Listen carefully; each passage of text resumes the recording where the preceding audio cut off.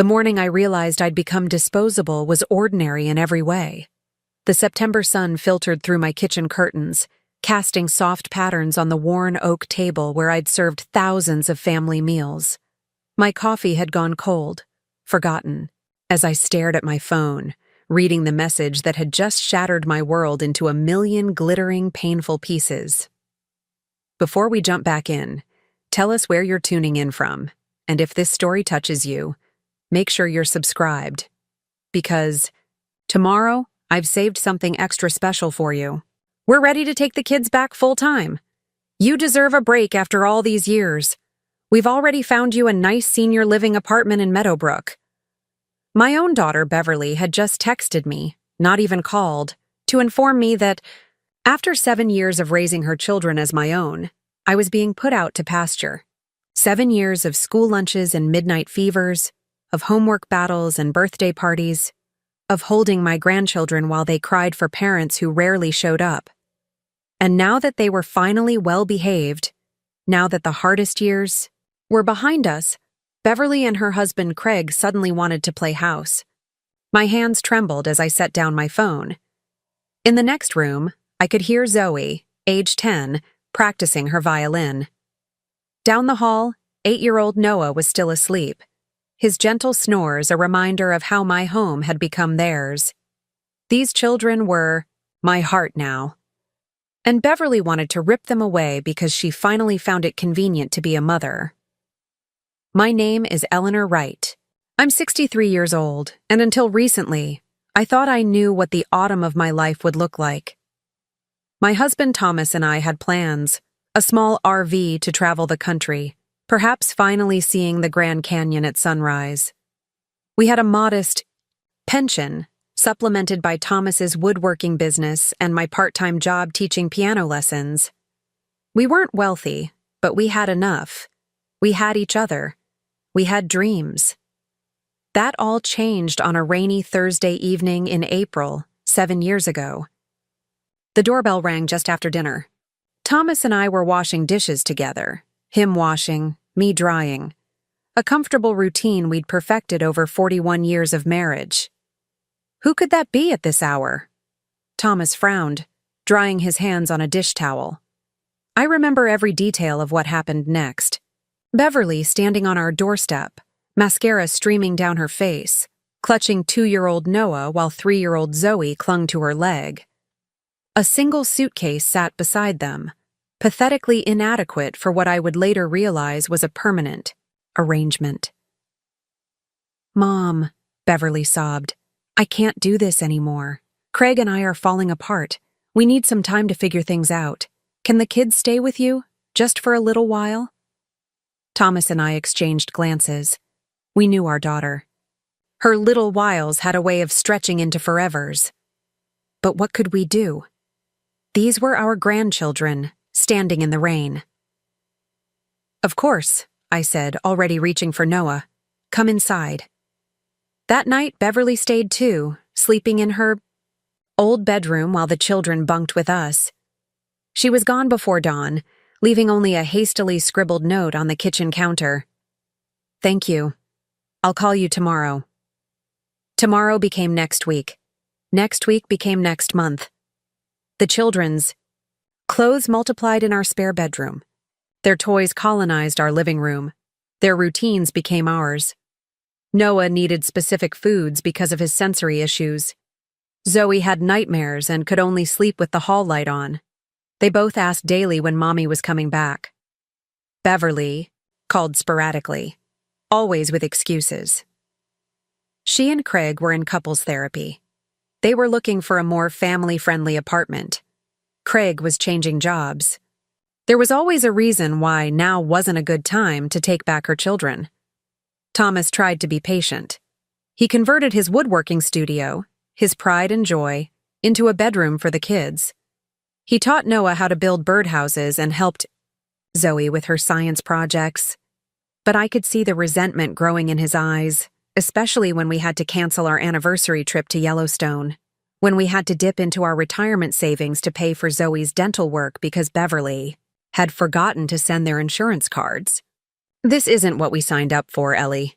he whispered one night after we'd finally gotten the children to sleep. I love those kids, but this isn't fair to us. I know, I said, because I did know. But what choice do we have? The choice came 18 months later, when Thomas reached his breaking point.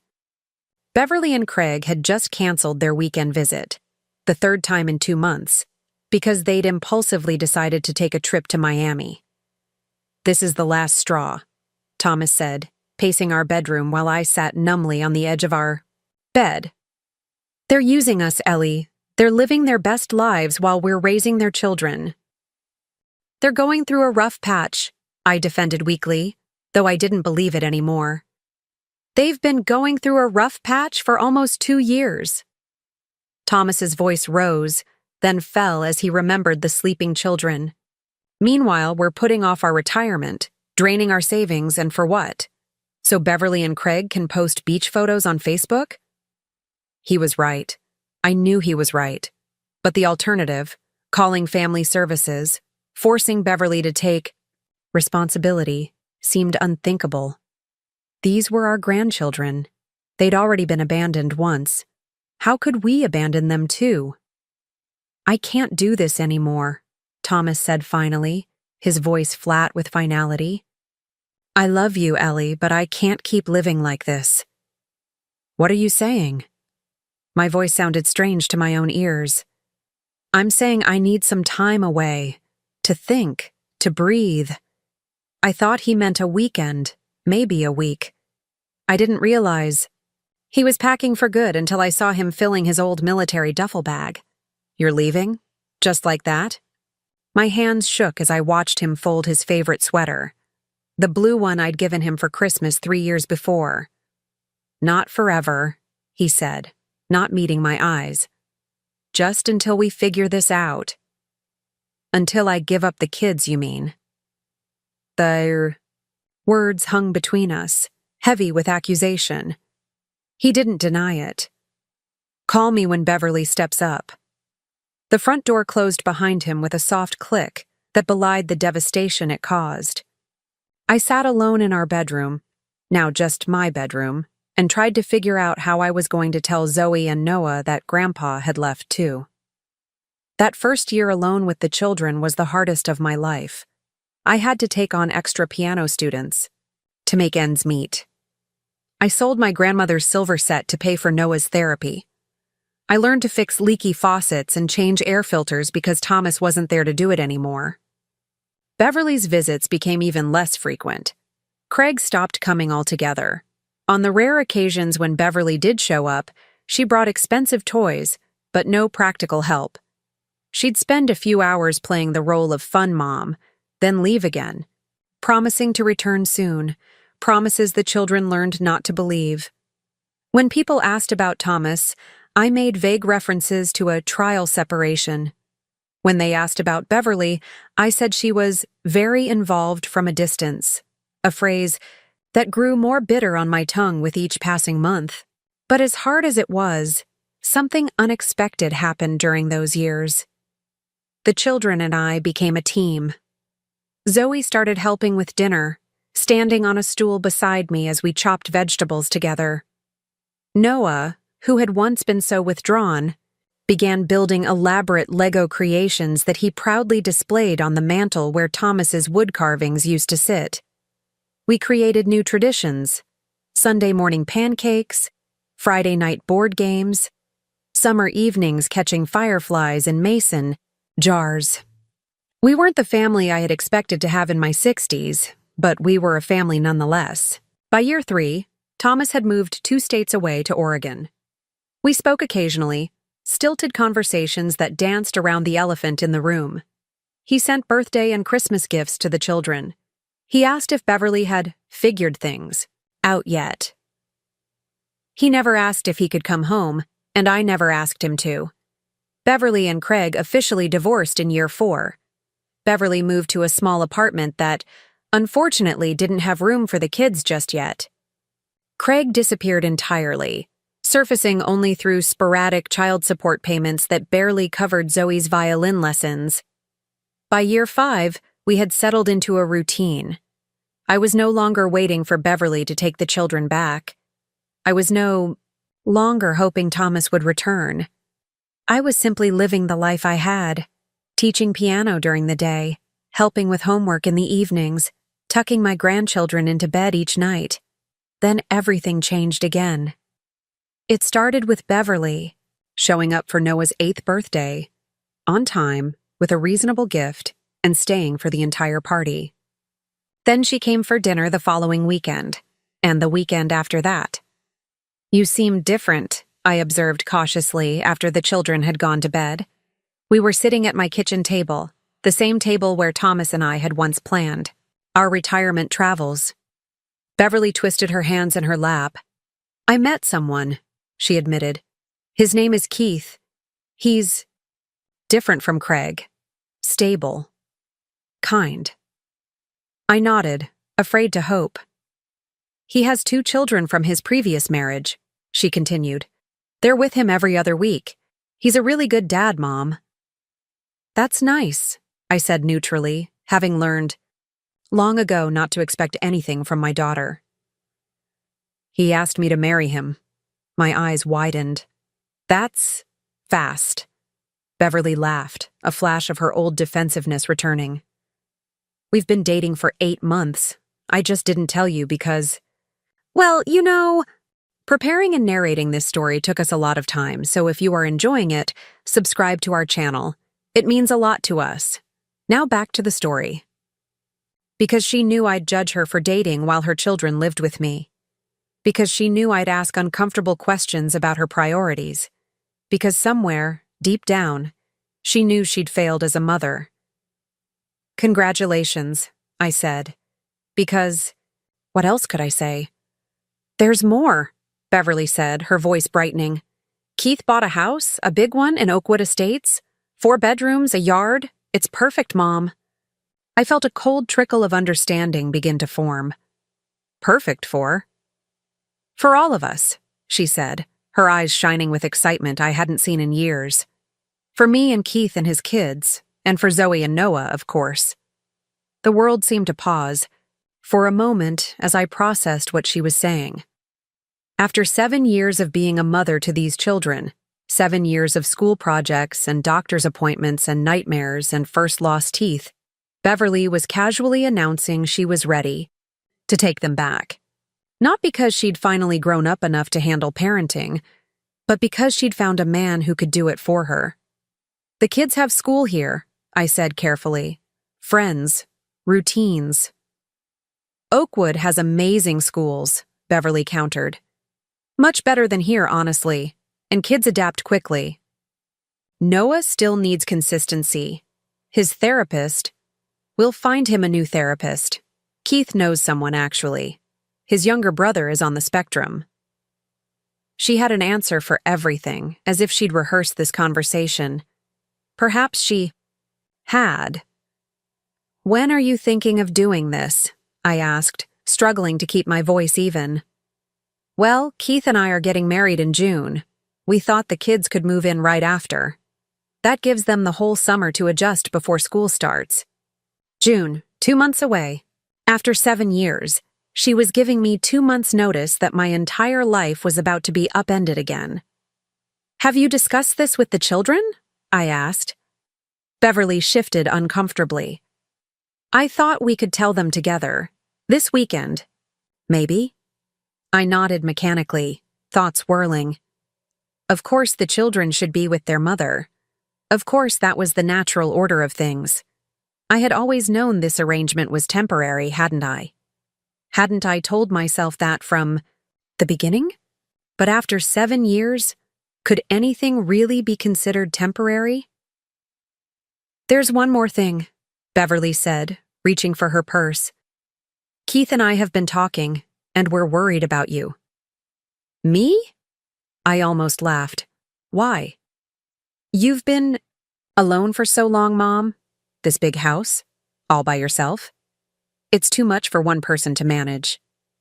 "I've been managing fine," I said, a defensive edge creeping into my voice. "Still, we've been looking into some options for you." She pulled. out a glossy brochure and slid it across the table. Meadowbrook Senior Living. It's really nice, Mom. Independent apartments, but they have activities, transportation, a dining room if you don't feel like cooking. No more worrying about yard work or repairs. I stared at the brochure, with its photos of smiling silver-haired people playing cards and doing water aerobics. You want to put me in a retirement home? It's not a retirement home, Beverly said quickly. It's an active adult community, and it would free you up to finally live your life again. You've sacrificed so much for us. Us. As if she had been part of the daily struggle. As if she had any idea what I had sacrificed. I'm 63, Beverly, not 83. I know, but with the kids leaving... She trailed off, then reached for my hand. We just want you to be happy, Mom. Happy. Would I be happy without the children who had become the center of my world? Would I be happy in a sterile apartment surrounded by strangers? Would I be happy watching my daughter swoop in and claim the role of mother after years of part-time parenting? I need to think about it, I said finally. Beverly smiled, relieved that I hadn't outright refused. Of course. Take your time. But we both knew she wasn't really offering me time. She was offering me the illusion of choice. The same illusion Thomas had offered when he packed his bag and walked out the door. After she left, I sat alone at the kitchen table, staring at the Meadowbrook brochure. The faces of the models smiled up at me, their eyes empty of the grief I felt building in my chest. 7 years ago, my life had been upended when Beverly dropped off her children. Now it was being upended again as she prepared to take them away. But this time, I wouldn't be a passive participant in the dismantling of my life. This time, I had something Beverly didn't understand, something even Thomas had failed to see. I had become more than just a grandmother filling in for absent parents. I had legal standing, I had rights, and I had a plan. The next morning, I made 3 phone calls that would change everything. The first was to Patricia Chen, a family law attorney I'd met through a parent-teacher conference. The second was to my bank, to discuss the children's accounts I'd been maintaining. The third was to Thomas. Ellie? His voice sounded distant, surprised. Is everything okay? Are the kids... The kids are fine, I interrupted. But Beverly's getting married, she wants them back. A long silence stretched between us. When Thomas finally spoke, his voice was carefully neutral. Isn't that what we've been waiting for? Is it? I challenged. Because it seems to me like you've been waiting for it. I've been raising them. Another pause. That's not fair. Ellie. None of this has been fair, Thomas. Not to me, not to the kids. And I'm done letting other people decide our fate. I told him about Beverly's plans, about the Meadowbrook brochure, about the casual way she expected to uproot the children's lives, and mine, as if we were pieces on a game board she could move at will. What are you going to do? He asked when I finished. I'm going to fight, I said simply. The question is, are you with me or against me? For the first time in 5 years, I heard a spark of the old Thomas in his voice, the man who had once promised to stand beside me for better or worse. What do you need me to do? I smiled, a plan already forming in my mind. Beverly thought she could push me aside like an inconvenient piece of furniture. She thought that because she was the biological mother, she held all the cards. She was about to learn how wrong she was. The crisp morning air carried the scent of brewing coffee as I sat in Patricia Chen's office 3 days later. Her law firm occupied the 2nd floor of a converted Victorian house in the old part of town, with windows overlooking an ancient oak tree. Patricia herself had a calm presence that immediately put me at ease, something I desperately needed as I prepared to wage the battle of my life. So you've been the primary caregiver for 7 years, Patricia confirmed, reviewing the notes she'd taken during our initial phone call. And your daughter has maintained only sporadic contact? I nodded, clutching my handbag tightly in my lap. She visits maybe once a month, sometimes less. She's missed birthdays, school performances. Noah barely remembers living with her. Patricia made another note, her fountain pen scratching softly against the legal pad. And financial support? Her ex-husband, Craig, sends child support. Occasionally, but it's irregular and nowhere near what it costs to raise 2 children. Beverly contributes nothing except occasional gifts. I swallowed hard, hating how the words made my daughter sound. I've maintained their health insurance through my piano teaching association, paid for all their daily expenses, therapies, extracurriculars. Patricia looked up, her dark eyes sharp but kind. Mrs. Wright, I want to be very clear about something. In our state, grandparents who have been de facto parents for an extended period do have certain legal rights. But I won't pretend this will be easy. Courts generally favor biological parents, even those with questionable track records. I understand, I said, my voice steadier than I felt. I'm not trying to keep the children from Beverly permanently. I just don't think it's in their best interest to be suddenly uprooted from the only stable home they've known, especially for the convenience of her new relationship.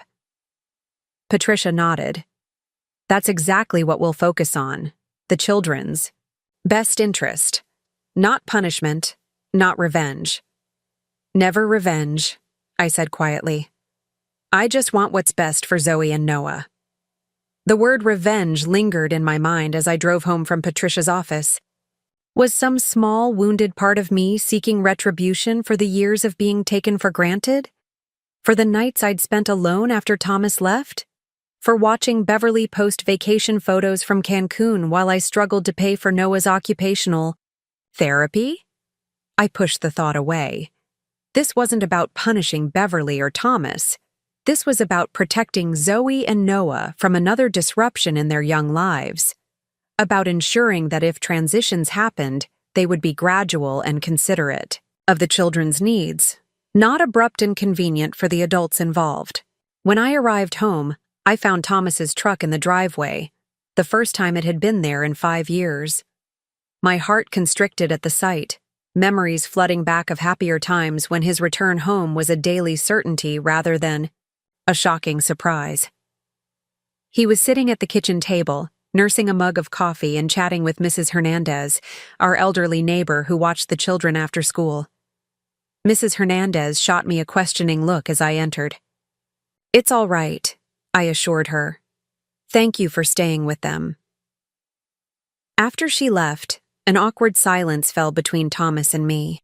He looked older, more weather-beaten than I remembered, with new lines around his eyes and more gray in his beard. 5 years had changed us both. You cut your hair, he observed, gesturing to my silver bob that had replaced the long braid I'd worn during our marriage. 4 years ago, I replied, setting down my purse. Another silence. The kids at school? He finally asked. I nodded. They'll be home in about an hour. They don't know you're coming. Thomas winced. I wasn't sure how to tell them. Neither was I admitted. How exactly do you explain to children that their grandfather decided they were too inconvenient to stick around for? The words were sharper than I intended, years of hurt crystallizing into verbal daggers. Thomas flinched but didn't argue. I deserve that, he said softly. I know what I did was unforgivable. I'm not interested in forgiveness right now, Thomas. I'm interested in helping Zoe and Noah. That's why I called you. He nodded, accepting my terms.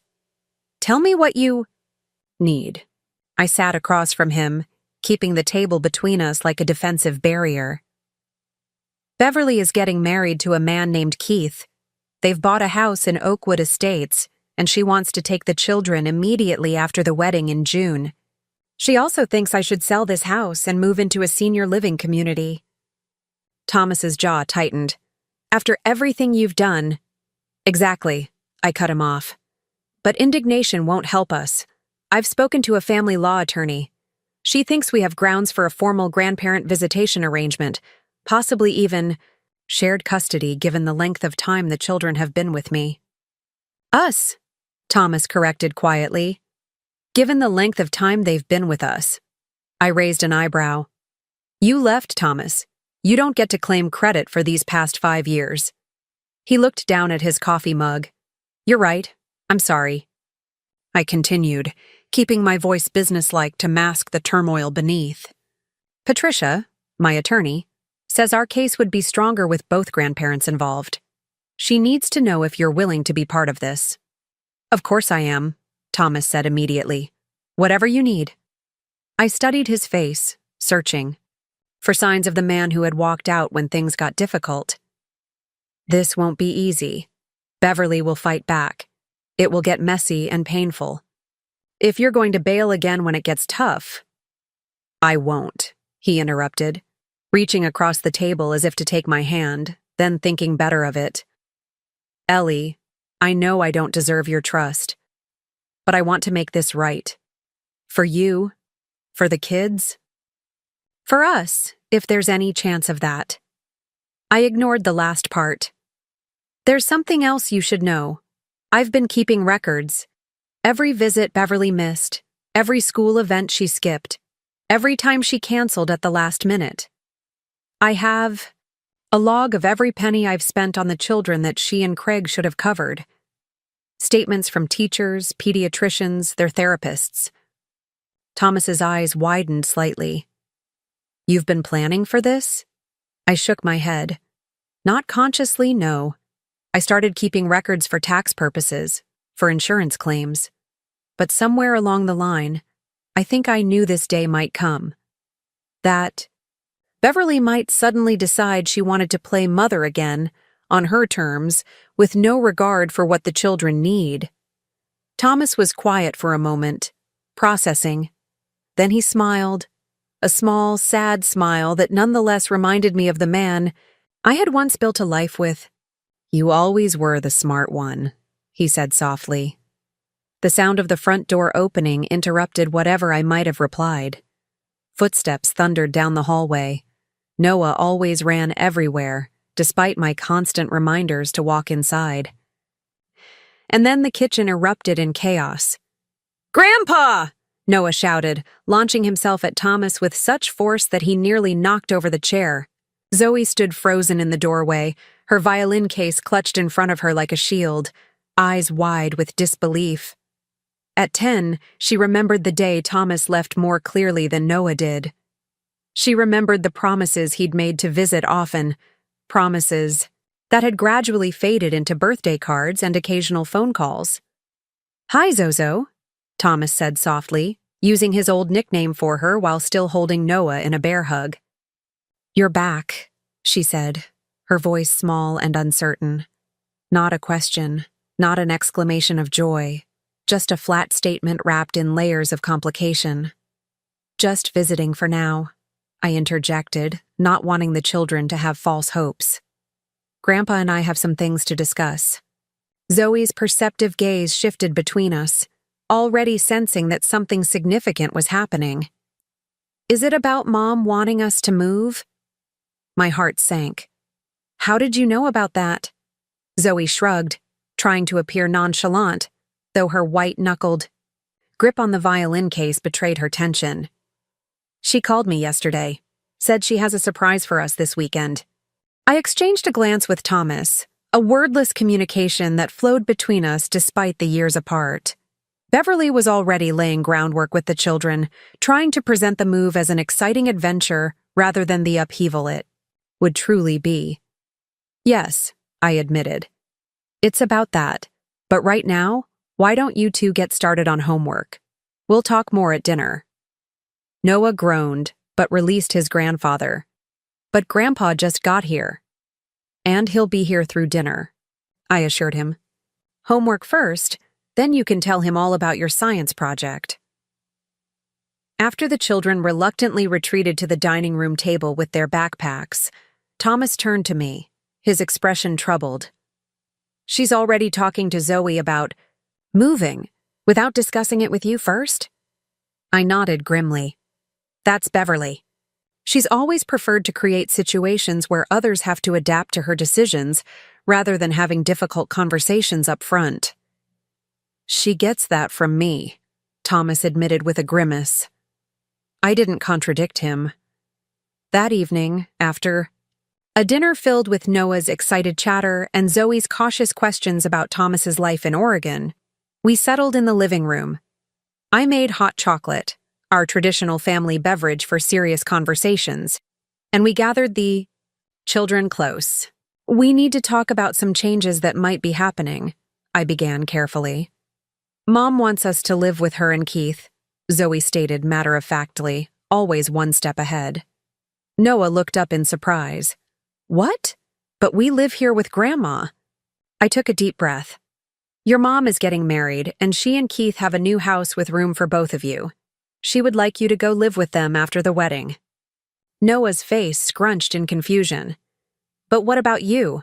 Would you come too? No, sweetheart. I would stay here. Then I don't want to go, Noah declared immediately, pressing himself against my side. Zoe remained quiet, her analytical mind working through the implications. Would we ever see you? She finally asked. Of course, I assured her, though in truth I wasn't certain how much access Beverly would allow if she got her way. But there would be changes, new schools, new routines. What about violin? Mrs. Abernathy says I'm almost ready for the youth symphony auditions in September.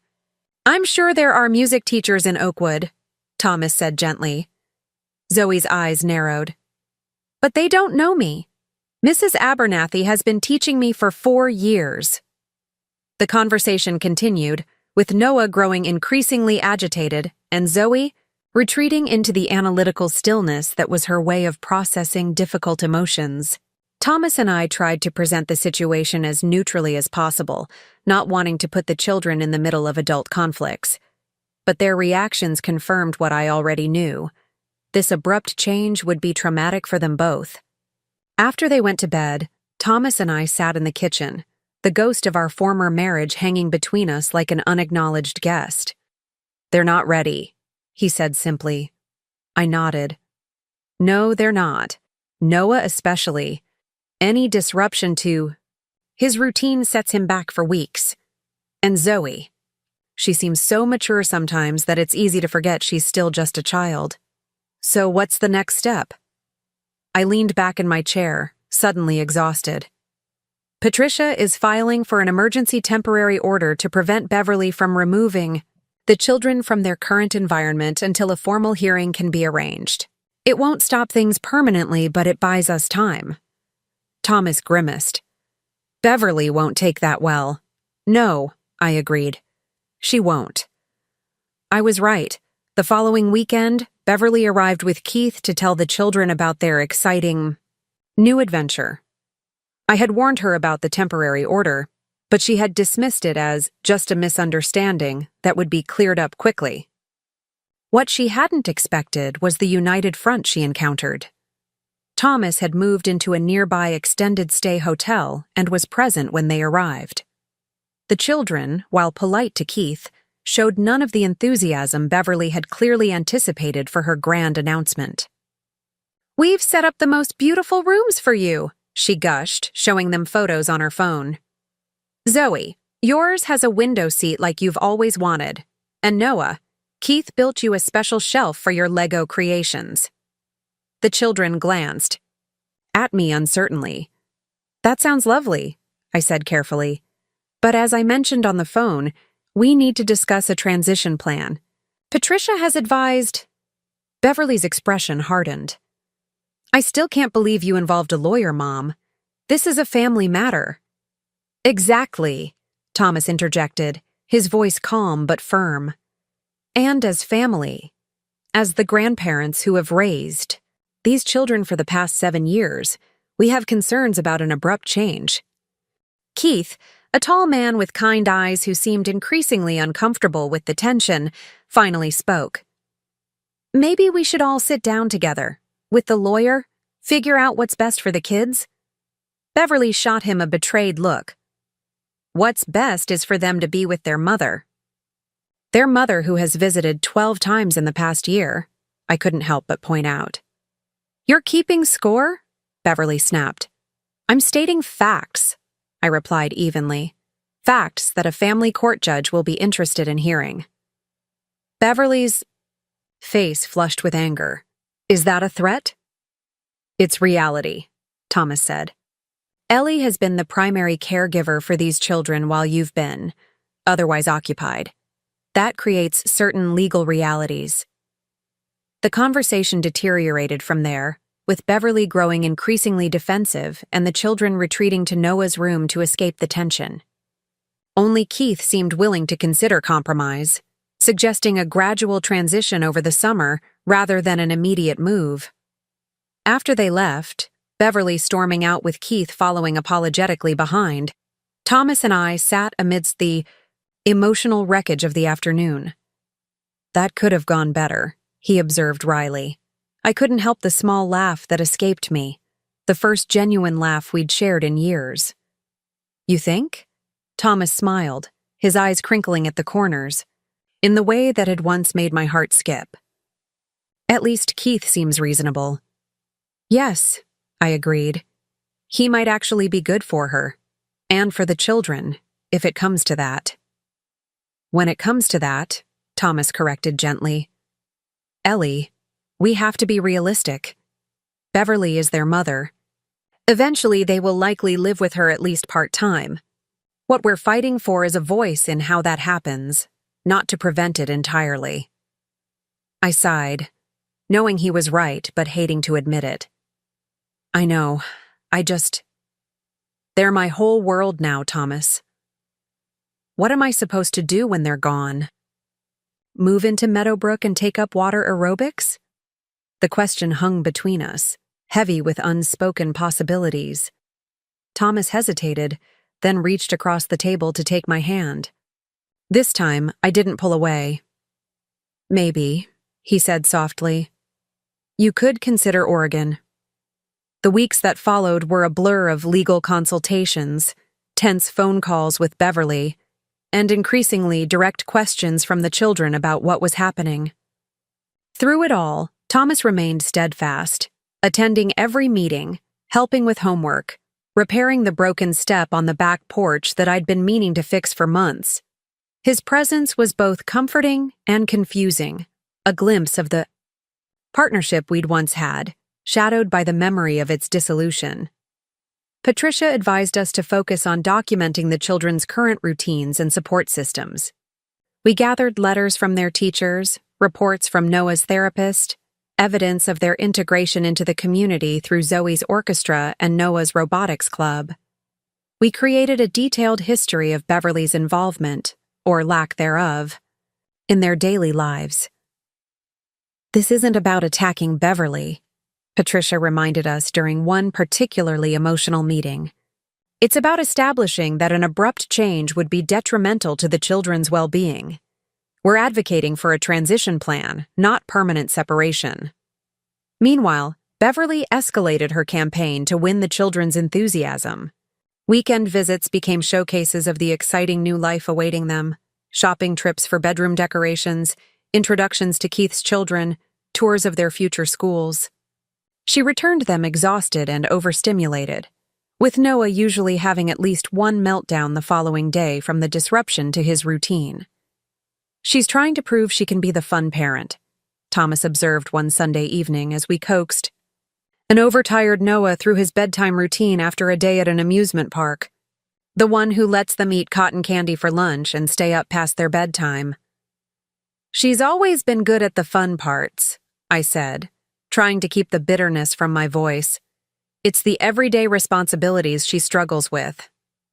The legal proceedings moved forward with excruciating slowness. Beverly hired her own attorney, a sharp-suited woman who specialized in parental rights cases. They filed counter-motions, arguing that Beverly was being unfairly prevented from reclaiming her rightful role as mother. The temporary order remained in place, but the pressure mounted as the June wedding approached. Through it all, the children watched and listened more than the adults realized. One evening in early May, I found Zoe sitting alone on the porch swing, her legs drawn up to her chest, staring out at the twilight garden. "May I join you?" I asked, already anticipating her need for space. At 10, Zoe was beginning to crave moments of solitude, small tastes of independence. To my surprise, she nodded, scooting over to make room. We swung in silence for several minutes, the creaking of the chains a familiar soundtrack to our thoughts. "Grandma," she finally said, her voice so quiet I had to lean closer to hear. "Do I have to go live with Mom if I don't want to?" My heart constricted. This was precisely the position I had hoped to avoid, the children feeling caught between adult battles. "It's complicated, sweetheart." "That's what adults say when they don't want to tell the truth," Zoe observed with precocious insight. I smiled despite myself. "You're right. The truth is, your mom is legally your parent, and parents usually get to decide where their children live." "But you've been my parent," Zoe insisted. "You're the one who knows that I like my sandwich cut in triangles, not rectangles, and that I need to practice violin before homework or I get too tired. You're the one who comes to all my concerts." I wrapped an arm around her small shoulders, pulling her close. "I will always be your grandma, no matter where you live. That will never change." "But it won't be the same," she said, a tremor in her voice betraying the tears she was fighting. "Nothing will be the same." I had no comforting platitudes to offer, no reassurances that weren't potentially empty promises. Instead, I simply held her as the twilight deepened around us, the weight of her trust a burden and a privilege I wasn't ready to relinquish. That night, after checking that both children were asleep, I called Thomas at his hotel. He answered on the first ring, his voice alert despite the late hour. "Ellie? Is everything okay?" "Not really," I admitted. "Zoe asked me if she has to go live with Beverly if she doesn't want to." Thomas was quiet for a moment. "What did you tell her?"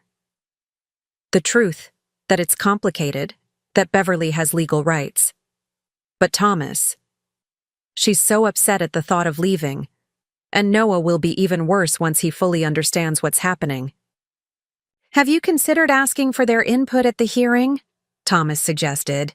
"Children their age are sometimes allowed to express preferences." Patricia mentioned that possibility, but I'm reluctant.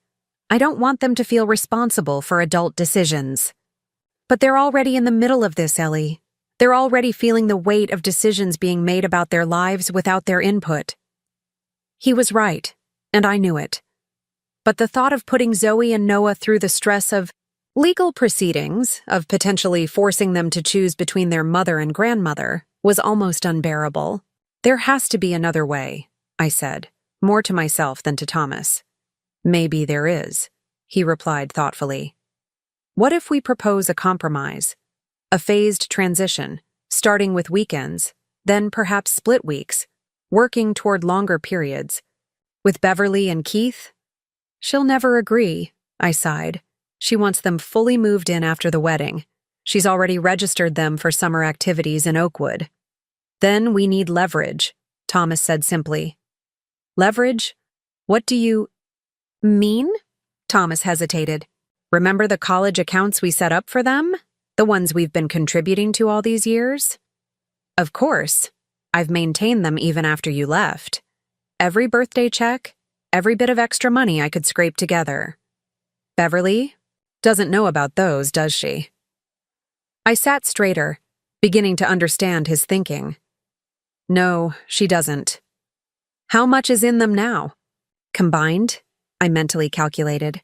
"Around 38,000. Not enough for 4 years of college, but a good start." "Enough to be significant," Thomas noted. "Enough to get her attention."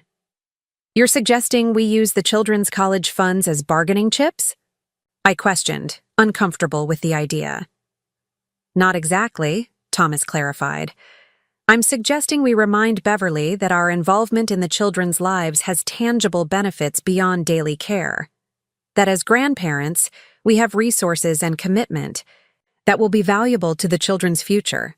Resources we're happy to continue providing if we remain meaningfully involved in their lives.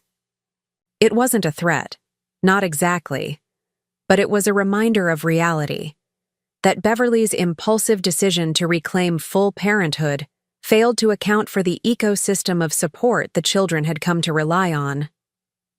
"I'll think about it," I promised.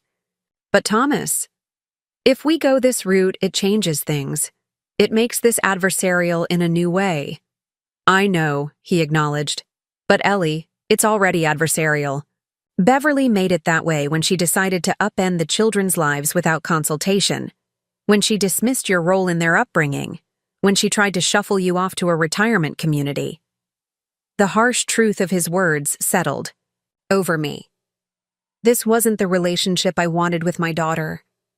This wasn't the example I wanted to set for my grandchildren about how families resolve conflicts. But sometimes, when protecting those you love, you have to fight with the weapons available to you, even when using them breaks your heart. The morning of Beverly's wedding dawned bright and clear, the kind of perfect June day that seemed to mock my inner turmoil.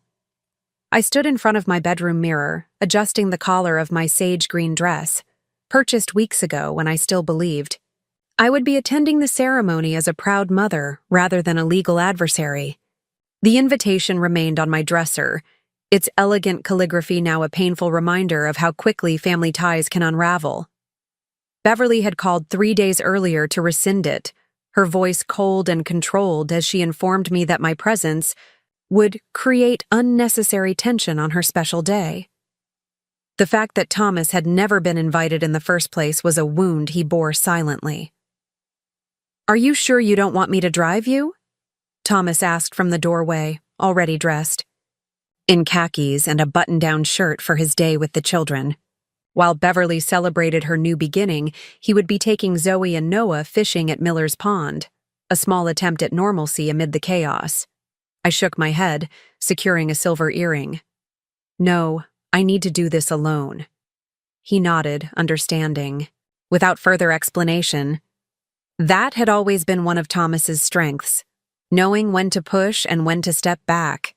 At least, it had been before the strain of raising our grandchildren had pushed him past his breaking point. "The kids are almost ready," he said. "Noah can't find his lucky fishing hat." "Check the laundry room," I suggested. "I washed it yesterday." Thomas lingered in the doorway, watching me with an expression I couldn't quite decipher. "You look beautiful, Ellie." The compliment caught me off guard, stirring feelings I'd carefully compartmentalized years ago. "Thank you," I managed, turning back to the mirror to avoid his gaze. After they left, Noah chattering excitedly about catching a monster fish, while Zoe pretended not to be equally enthusiastic, I sat alone in the kitchen, reviewing the documents Patricia had prepared. Not legal papers this time, but a comprehensive proposal for a transition plan that put the children's needs first. The plan outlined a gradual shift over 6 months, weekends with Beverly and Keith expanding to include some weekdays, joint decision-making, on educational and medical matters, guaranteed grandparent visitation, and a review process to ensure the children were adjusting well. It was reasonable, thoughtful, and centered entirely on what would benefit Zoe and Noah, rather than the adults' convenience. Beverly had refused to even look at it when I'd tried to share it last week. "I don't need your permission to parent. My own children," she'd snapped, the words cutting through the phone line like shards of glass. Today's approach would be different. Patricia had advised against confronting Beverly on her wedding day, but I knew my daughter. She'd chosen this date deliberately, believing the significance of the occasion would strengthen her position, that I wouldn't dare disrupt her perfect day. She'd underestimated both my determination and my understanding of timing. I wasn't going to the ceremony or the reception. I wasn't there to make a scene or demand attention. Instead, I planned my arrival for the brief window between when the wedding party would be taking photographs at Oakwood Gardens before proceeding to the country club for the celebration. My hands trembled slightly as I gathered the documents, securing them in a slim leather portfolio, a Christmas gift from Thomas years ago. I touched the worn leather, drawing strength from the memory of happier times. then resolutely picked up my car keys.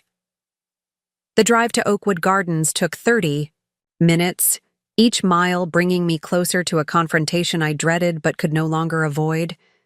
The Botanical Garden was a popular wedding venue, its manicured lawns and blooming rose arbors providing a romantic backdrop for countless couples' special days. Today, it would serve as the battleground for a very different kind of negotiation. I parked some distance from the main entrance, not wanting to announce my arrival prematurely. Through the ornamental iron gates, I could see the wedding party gathered near the central fountain, Beverly radiant in white, Keith handsome in his tuxedo, surrounded by their friends and family. Keith's 2 children stood nearby in matching formal wear, looking uncomfortable but dutiful. For a moment, I simply watched, struck by how little I recognized in the woman who was my daughter. When had she become this stranger who could smile so brightly while cutting her mother out of her life? Who could claim to love her children while treating them like accessories to be set aside and reclaimed at her convenience? Taking a deep breath, I straightened my shoulders and walked through the gates, my heels clicking steadily on the stone pathway. I timed my approach to coincide with a break in the photography session, when guests were mingling and the immediate pressure of posing had eased. Beverly saw me first, her smile freezing mid-laugh. The photographer, oblivious to the sudden tension, continued snapping pictures, inadvertently documenting the exact moment my daughter realized her perfect day would not proceed without interruption. "Mom," she said as I approached, her voice a mixture of shock and anger. "What are you doing here? I told you." "I'm not staying," I assured her quietly. "I just need 5 minutes of your time." Keith had noticed us now, excusing himself from a conversation to join his new wife. To his credit, he greeted me politely, though his eyes betrayed his wariness. "Mrs. Wright, congratulations on your daughter's marriage." "Thank you, Keith," I replied, appreciating his attempt at civility. "And congratulations to you both. I truly wish you every happiness." Beverly crossed her arms, the defensive posture at odds with her ethereal dress. "If you're here about the children, this isn't the time or place." "Actually," I countered gently, "it's exactly the right time. Today you're celebrating a new beginning, a commitment to building a family together. I'm here because I want that to succeed, for your sake and for Zoe and Noah's." Something in my tone must have registered, because Beverly's expression shifted slightly from hostility to reluctant curiosity. "What do you mean?" I opened the portfolio, removing the transition plan Patricia had prepared. "This is a proposal for how we could work together to help the children adjust to their new living situation. It's based on recommendations from family therapists who specialize in blended families and custody transitions." Beverly didn't take the document, but she didn't reject it outright either. Keith, however, reached for it with evident interest. "May I?" I handed it to him, noting Beverly's flash of irritation at his willingness to engage. As he scanned the first page, I continued, keeping my voice low and calm. "Beverly, you and I both want what's best for Zoe and Noah. We may disagree about what that looks like, but I know you love them. And because you love them, I'm asking you to consider that after 7 years in my home, an abrupt change would be traumatic for them." "They're resilient," she countered, though with less conviction than before. "Children adapt." "They do," I agreed. "But why force them to adapt overnight when we could make this transition gradual and supportive? Noah especially. You know how he struggles with change." Keith looked up from the document, his expression thoughtful. "This actually makes a lot of sense, Bev. It addresses most of the concerns your mom's lawyer raised, but gives us primary custody by the end of the process." Beverly shot him a betrayed look. "You're taking her side?" "There are no sides here," I interjected before Keith could respond. "Just adults who all want the children to thrive." Beverly's gaze returned to me, suspicion evident in her narrowed eyes. "Why the change of heart? Last month, you were filing legal motions to prevent me from taking them at all. I shook my head. That's not what the motion said. It prevented any immediate change in custody until a proper transition plan could be established. This, I gestured to the document in Keith's hands, is that plan. And if we agree to this, you'll drop the legal proceedings? Beverly questioned. Yes, I confirmed. My only goal has been to ensure Zoe and Noah's well-being during this transition. If we can agree on how to do that without court intervention, I'd be relieved. Keith was nodding, already flipping to the second page of the proposal. Beverly, seeing his approval, crossed her arms tighter, a familiar gesture from her childhood, when she felt cornered. There's something you're not saying, she accused. What's the catch? I met her gaze directly, steeling myself for the hardest part of this conversation. The catch is that I need you to recognize what you're asking. Of me, for 7 years, those children have been my life. I've been there for every nightmare, every triumph, every skinned knee and school project. I'm not just their grandmother. I've been their mother in all the ways that matter day to day. Beverly flinched at the word mother, but I pressed on. I'm not asking you to give up your rights. I'm asking you to respect the relationship I've built with them, to acknowledge that suddenly removing me from their daily lives would hurt them. And yes, it would devastate me too. For the first time, something like understanding flickered in Beverly's eyes. Perhaps it was the break in my voice, or perhaps some long-dormant empathy was finally awakening. Whatever the cause, her defensive posture relaxed slightly. I never meant to hurt you, Mom, she said quietly. I finally have my life together. I can finally be the mother they deserve. I know, I said, and meant it. And that's wonderful. They need you, Beverly. They always have. But they need consistency, too. Keith, who had been reading while we talked, looked up. The visitation schedule seems reasonable, and I like the idea of joint decision-making for school and medical issues. You know their history better than we do at this point. Beverly took the document from him, finally examining it herself. I held my breath, watching her expression change as she absorbed the details, the carefully structured schedule, the provisions for holidays, the mechanisms for resolving disagreements. Without returning to court, "You've really thought this through," she admitted reluctantly. "Yes," I said simply, "because they matter that much." A wedding coordinator approached, glancing nervously between us. "Mrs. Harmon, the photographer is ready for the final set of portraits before we head to the reception." Beverly nodded acknowledgement but didn't move immediately. Instead, she folded the document and handed it back to Keith. "We'll discuss this tomorrow," she told me, her voice carefully neutral. After the wedding. It wasn't a yes, but it wasn't a no either. It was an opening, a small crack in the wall of opposition she'd built. I would take it. "Thank you," I said, stepping back. "That's all I'm asking for, a discussion." As I turned to leave, Beverly called after me. "Mom." I paused, looking back at my daughter in her wedding gown, beautiful and vexing and eternally complicated, as all children are to their parents, I suppose. "Yes?" She hesitated, conflict evident in her expression. Then, with a slight softening of her features, "The kids made cards for us. For the wedding, they asked if you would be here." The unspoken question hung between us, a tentative bridge across the chasm of hurt and misunderstanding. "They can call me tonight," I offered, "before bed, if you'd like."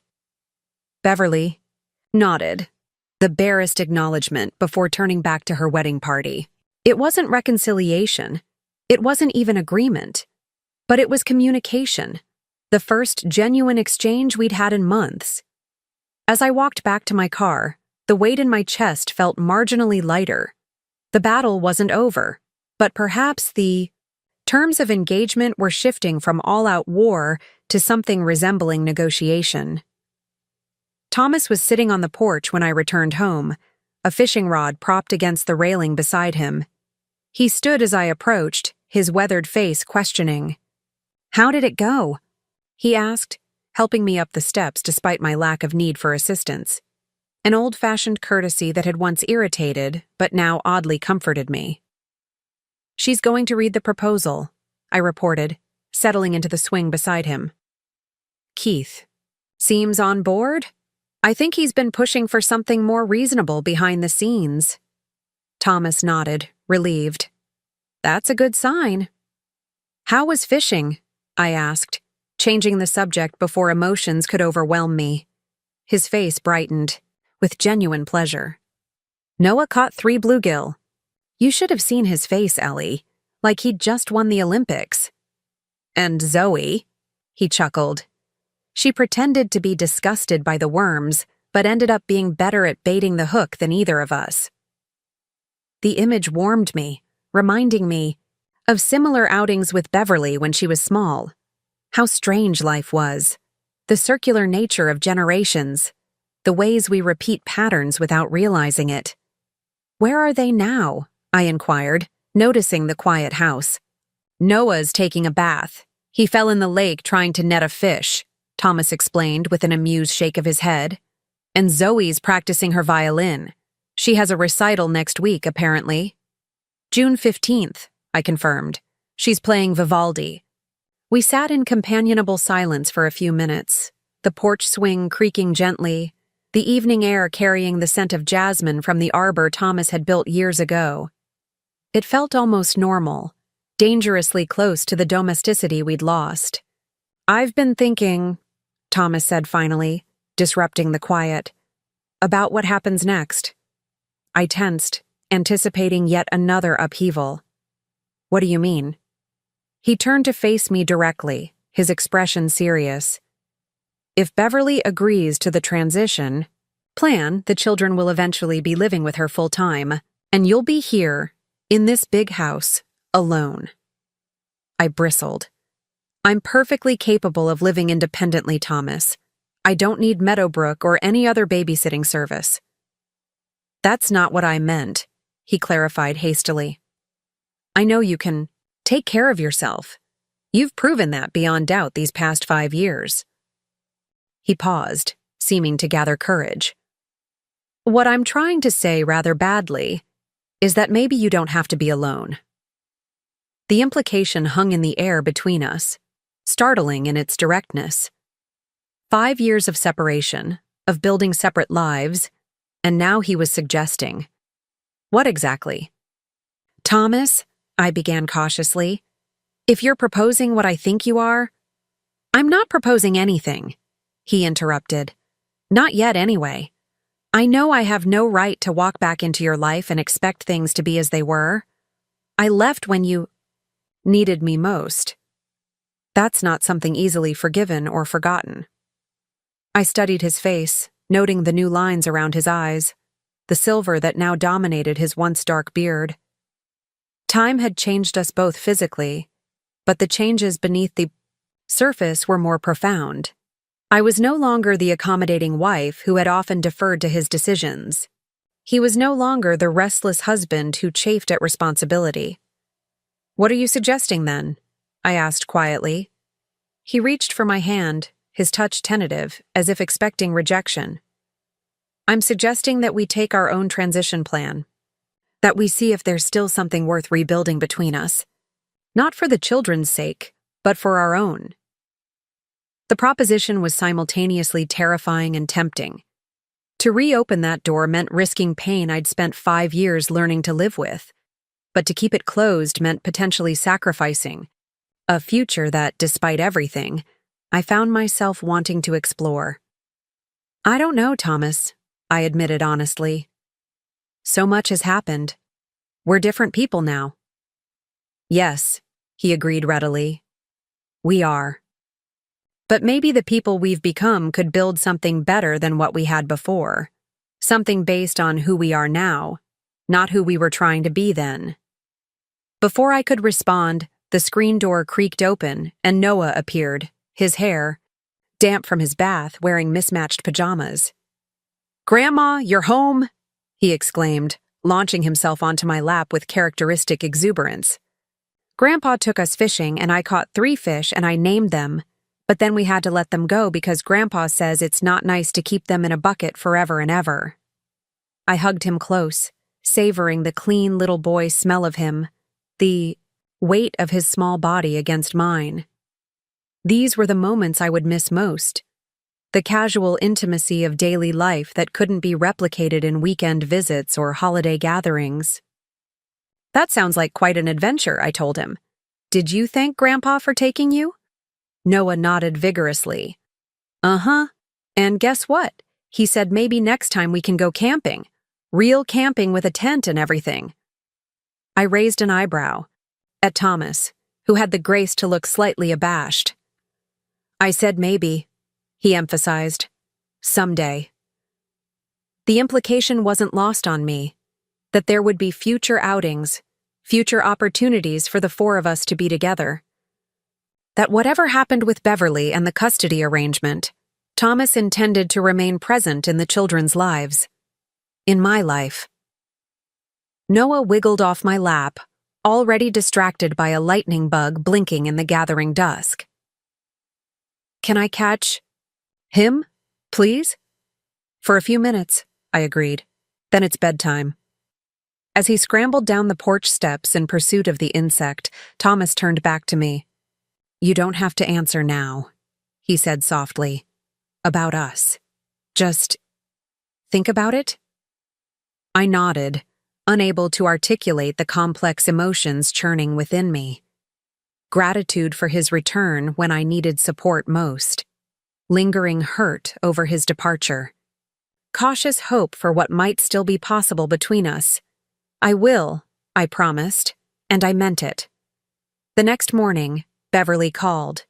Her voice was subdued, lacking its usual defensive edge.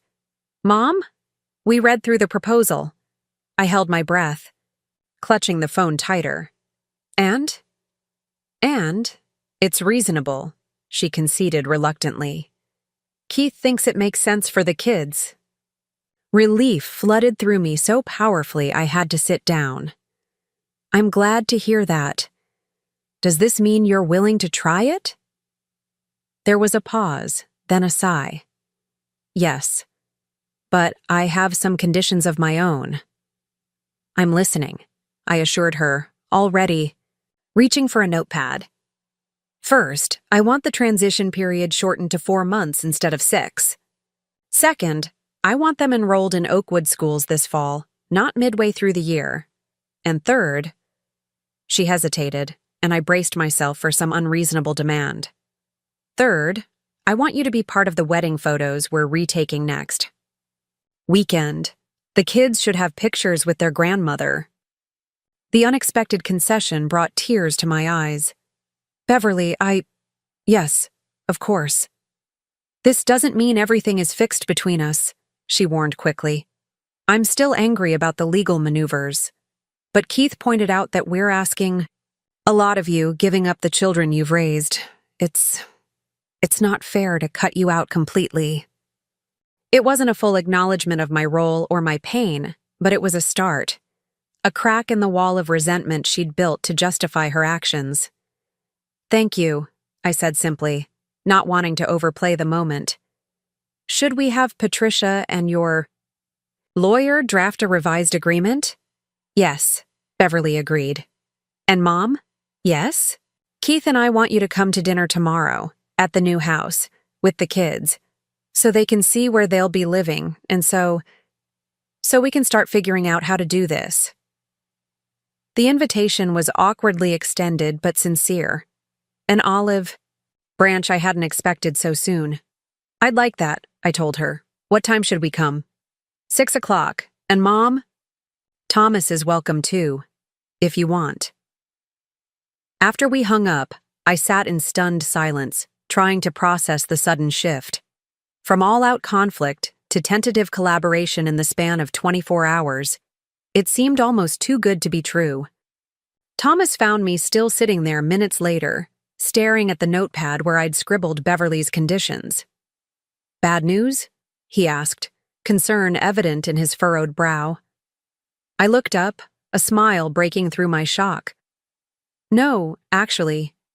She's agreed to the transition plan, with some modifications.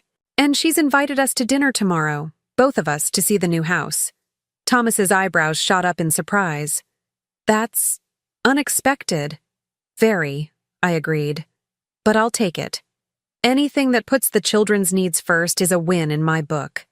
He sat beside me, gently taking the notepad to review Beverly's conditions. "These seem reasonable. 4 months is still long enough for a proper transition." I nodded, still processing the implications. She also invited me to be in their retaken wedding photos. "For the children's sake," she said. Thomas smiled. Beverly always did have trouble admitting when she was wrong. This is her way of extending an apology without actually saying the words. "You know her well," I acknowledged with a small laugh. How strange that after years apart, Thomas could still read our daughter so accurately, could still help me navigate the complicated relationship that had become even more fraught in his absence. "So dinner tomorrow," he mused. "All of us together. That should be interesting." "Terrifying, you mean?" I corrected wryly. He laughed, the sound warmer and more genuine than I'd heard from him in years. "That too. But Ellie, this is good. This is progress." "Yes," I agreed cautiously. "It is." What remained unspoken between us was the other kind of progress we'd been tentatively discussing, the possibility of rebuilding our own relationship amidst the changing family dynamics. If Beverly and I could find a path forward after months of conflict, was it so impossible that Thomas and I might do the same after years of separation? As if reading my thoughts, Thomas reached for my hand, his touch gentle but sure. "One day, at a time," he said softly. "For all of us." I nodded, allowing my fingers to curl around his. One day at a time. Outside, the summer afternoon stretched bright and promising.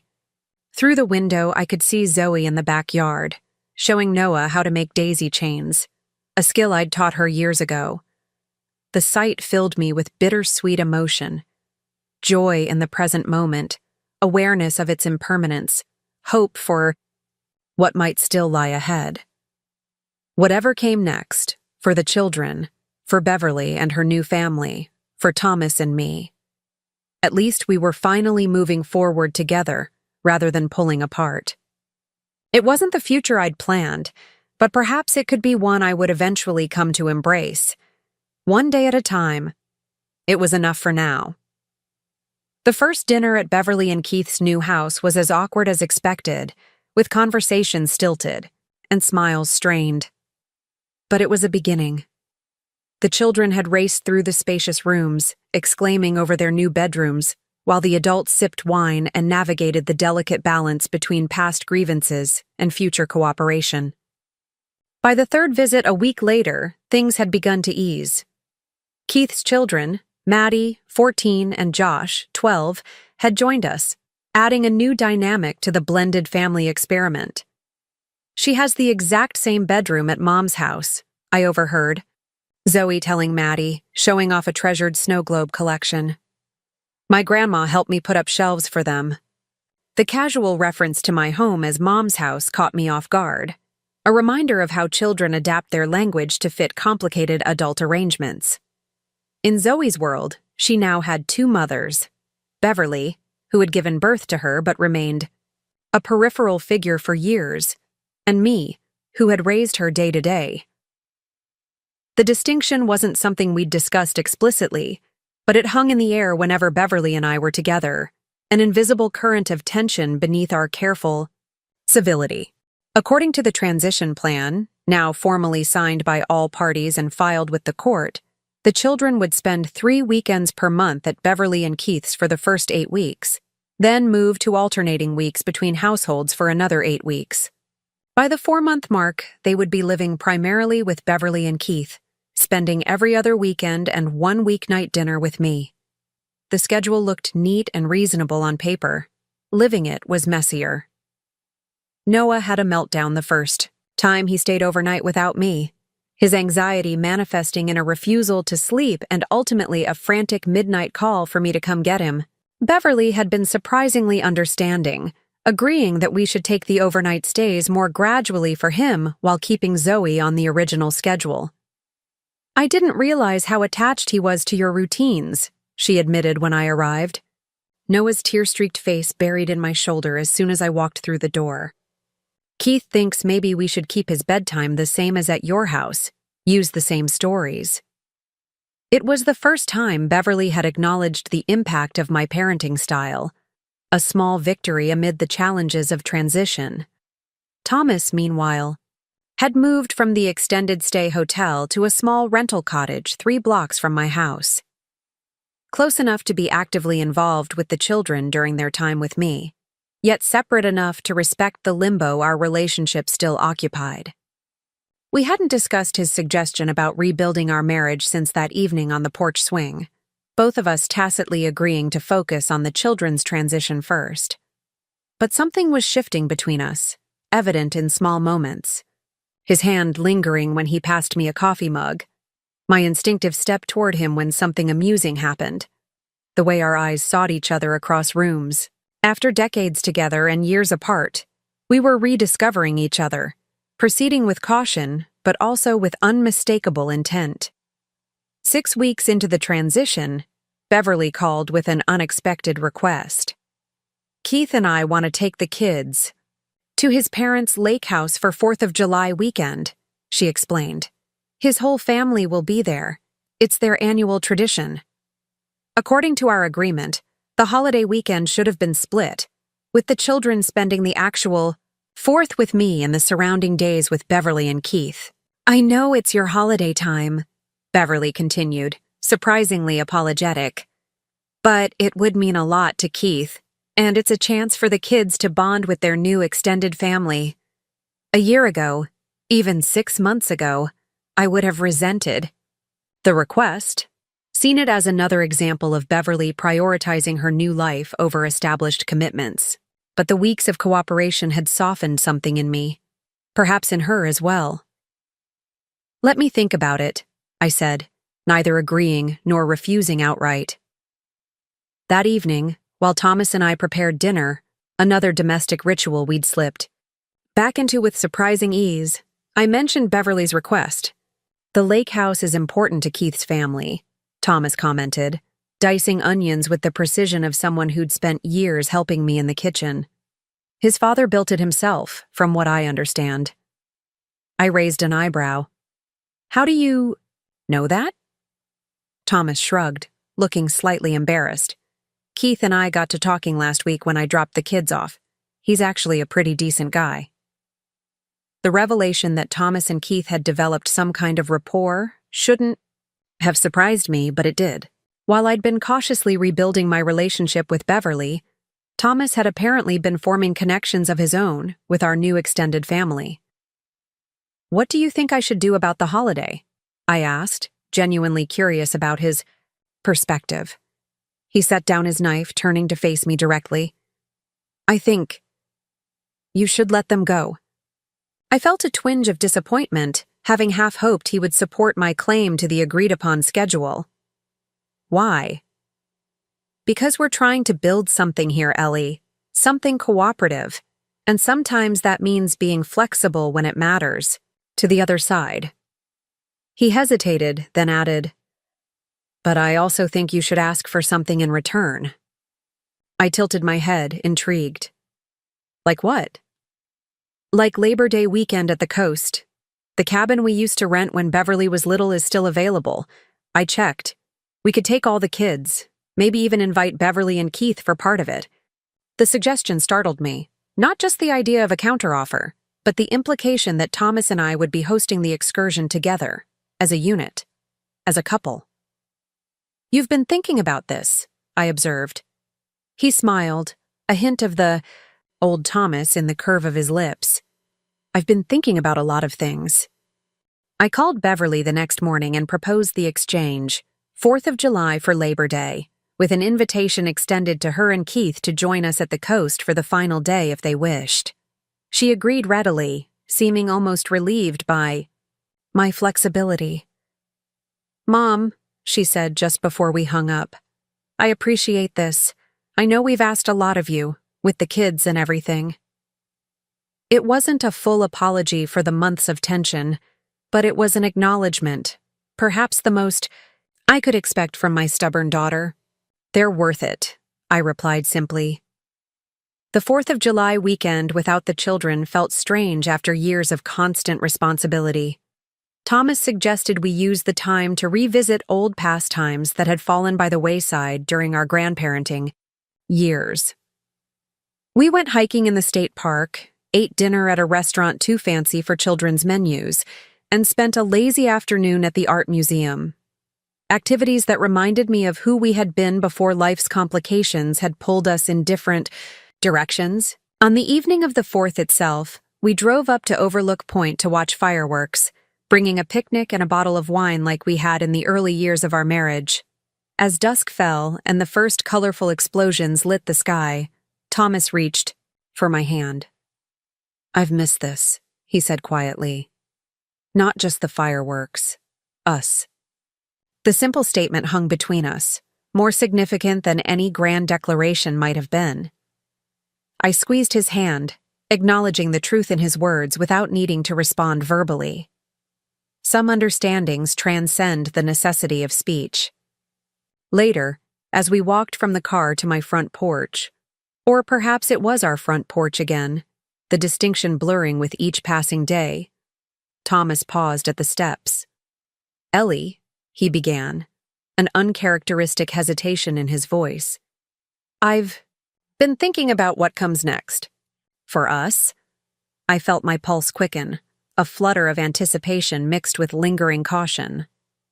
"And what have you concluded?" "That I would like to come home," he said simply. "Not just to help with the children during the transition, not temporarily. Home for good, if you'll have me." Despite the weeks of increasing closeness, the explicit request caught me off guard. To have him back in my daily life, in my home, in my bed. It was both deeply desired and terrifying. The memory of his departure still lived in me, a scar that might always remain sensitive to touch. "Thomas," I began, not even sure myself what would follow. He shook his head gently. "You don't need to answer tonight. I know I hurt you when I left. I know trust doesn't return overnight. But I want you to know that I'm certain about this, about us. I've never been more certain of anything." The declaration hung in the warm summer air, weighty with significance. 5 years ago, I would have welcomed him back without hesitation, grateful simply for his return. Now, older and perhaps wiser, I recognize the need for clarity before commitment. "Why now?" I asked. "Is it because of the children? Because of the changes with Beverly?" He considered the question seriously, taking time to formulate his response. Another change from the Thomas who had left, who had often reacted impulsively in emotional moments. "Those are factors," he admitted honestly. "Seeing you stand up to Beverly, watching you fight for what's right, even when it was difficult. It reminded me of the strength I've always admired in you. And yes, wanting to be there for the children is part of it too." He stepped closer, close enough that I could smell the familiar cedar scent of his aftershave. "But mostly, Ellie, it's because these months together have shown me what I threw away. The partnership we had, the life we built. I was a fool to walk away from that. I don't expect you to forget that I did, but I'm hoping you might be willing to build something new with me now." It was perhaps the most direct, emotionally honest statement Thomas had ever made in 46 years of knowing each other. The man who had left would have made sweeping promises, grand gestures. This Thomas offered something more valuable: truth, acknowledgement, and the patience to wait for my decision. "I need time," I told him. Not a rejection, but a request for space to consider what reconciliation would truly mean. He nodded, unsurprised. Take all the time you need. I'm not going anywhere this time. The children returned from the lake house sunburned and bubbling with stories of water skiing, campfires, and Keith's enormous extended family. Noah had apparently become the mascot of the weekend, doted on by Keith's mother and taught to fish by his father. Zoe, more reserved as always, had nonetheless formed a tentative friendship with Keith's niece Amelia, who also played violin.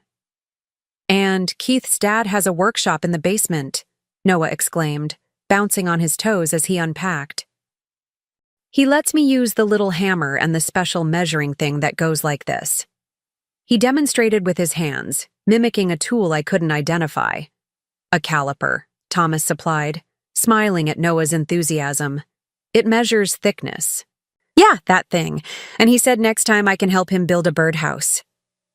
The casual mention of next time indicated how seamlessly the children were beginning to integrate into Keith's family traditions, a positive sign for the transition, but a bittersweet reminder of how their world was expanding beyond me. Beverly lingered after dropping them off, hovering in the kitchen while the children showed Thomas their souvenirs from the trip. Thank you again for switching weekends, she said, fiddling with her car keys. It really meant a lot to Keith. I nodded, busying myself with unpacking the children's laundry bag. They seemed to have had a wonderful time. They did, Beverly confirmed. Then, with a slight hesitation, we were wondering if the Labor Day invitation is still open for Keith and me to join you all at the coast on the last day. The request surprised me. I had made the offer partly as a diplomatic gesture, not entirely expecting them to accept. Of course, I assured her. We'd love to have you both. Beverly nodded, still lingering as if there was something more she wanted to say. Finally, she blurted, Is Dad moving back in? The directness of the question startled me. What makes you ask that? She shrugged, aiming for casualness but not quite achieving it. He's here all the time. The kids talk about him being around. For breakfast, for bedtime, and you both seem... She trailed off, searching for the word. We're working on things, I admitted, neither confirming nor denying her suspicion, taking it day by day. Beverly studied me, her expression unreadable. I was so angry when he left, she said finally. Not just because of what it did to you, but because it felt like he was abandoning all of us. Again. The again caught my attention, a reference to Beverly's childhood perception that Thomas had been an emotionally distant father, physically present, but mentally absorbed, in his work and hobbies. It was a grievance she had aired during her turbulent teenage years, but rarely mentioned as an adult. He made a mistake, I said carefully. We all do. Beverly twisted her wedding ring, a nervous habit she'd had since childhood. Do you think people can really change? Or do they just become better at hiding who they really are? The question revealed more about Beverly's own insecurities than her concern for my relationship with Thomas. I wondered suddenly if her fears, about Craig, about marriage in general, stemmed partly from watching her father walk away when things became difficult.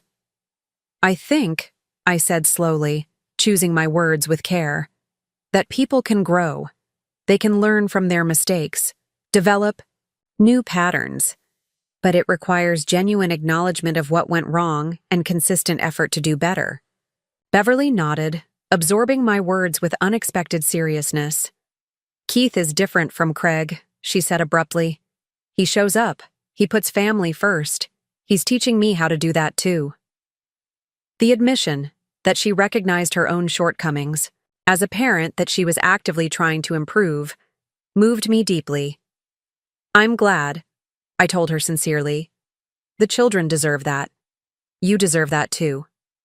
She met my eyes briefly, a flash of the vulnerable girl she had once been visible, beneath the composed woman she had become. Thanks, Mom. As she left, I found myself reflecting on how our roles had reversed in subtle ways. Once, I had been the mother dispensing wisdom to a daughter finding her way. Now, we were two women navigating complex relationships, each learning from the other's mistakes and triumphs. The transition continued, with its inevitable challenges and unexpected moments of grace. Noah gradually adjusted to overnight stays at Beverly's house, comforted by the familiar bedtime routine they had adopted at my suggestion. Zoe, initially more accepting of the changes, hit a rough patch in week 8, becoming withdrawn and argumentative in both households.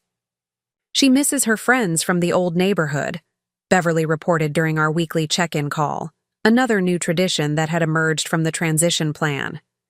And she's nervous about starting at a new school in September. Has she talked about it? I asked, concerned by the uncharacteristic behavior from my typically composed granddaughter. Not directly, Beverly admitted. But she keeps bringing up things from your house. How her room is arranged there, the park down the street, her violin teacher.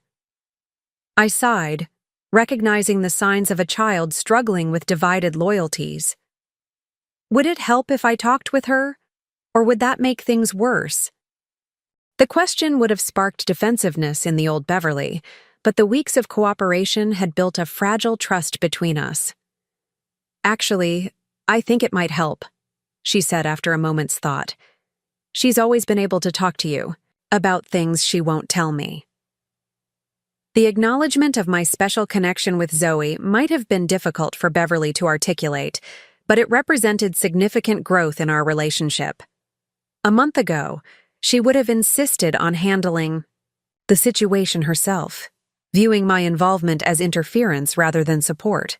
That weekend, during Zoe's time at my house, I suggested we go for ice cream, just the two of us, a rare opportunity for one-on-one attention in our busy, blended family life.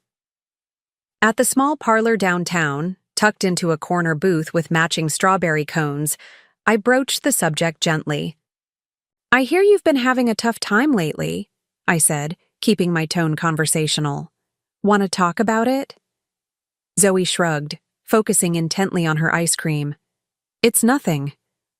Doesn't seem like nothing, I persisted gently.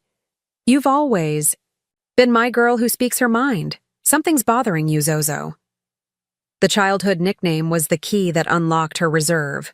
Her shoulders slumped, and she looked up with eyes suddenly swimming with tears. I don't know who I'm supposed to be anymore, she confessed, the words tumbling out in a rush.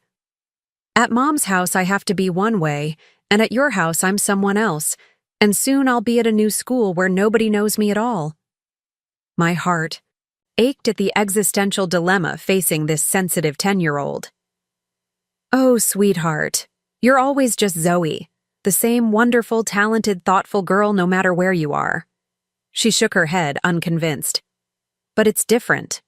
At your house, I'm the big sister who's good at violin and reading. At Mom's house, I'm the little sister who doesn't know anything about their family jokes or rules. And Maddie already has all the friends at the new school, and I'll just be her weird little stepsister. The complexities of navigating a blended family identity, layered atop the typical anxieties of adolescence, were weighing heavily on her young shoulders. It's a lot of change all at once, I acknowledged, not trying to minimize her concerns. And it's okay to find that hard.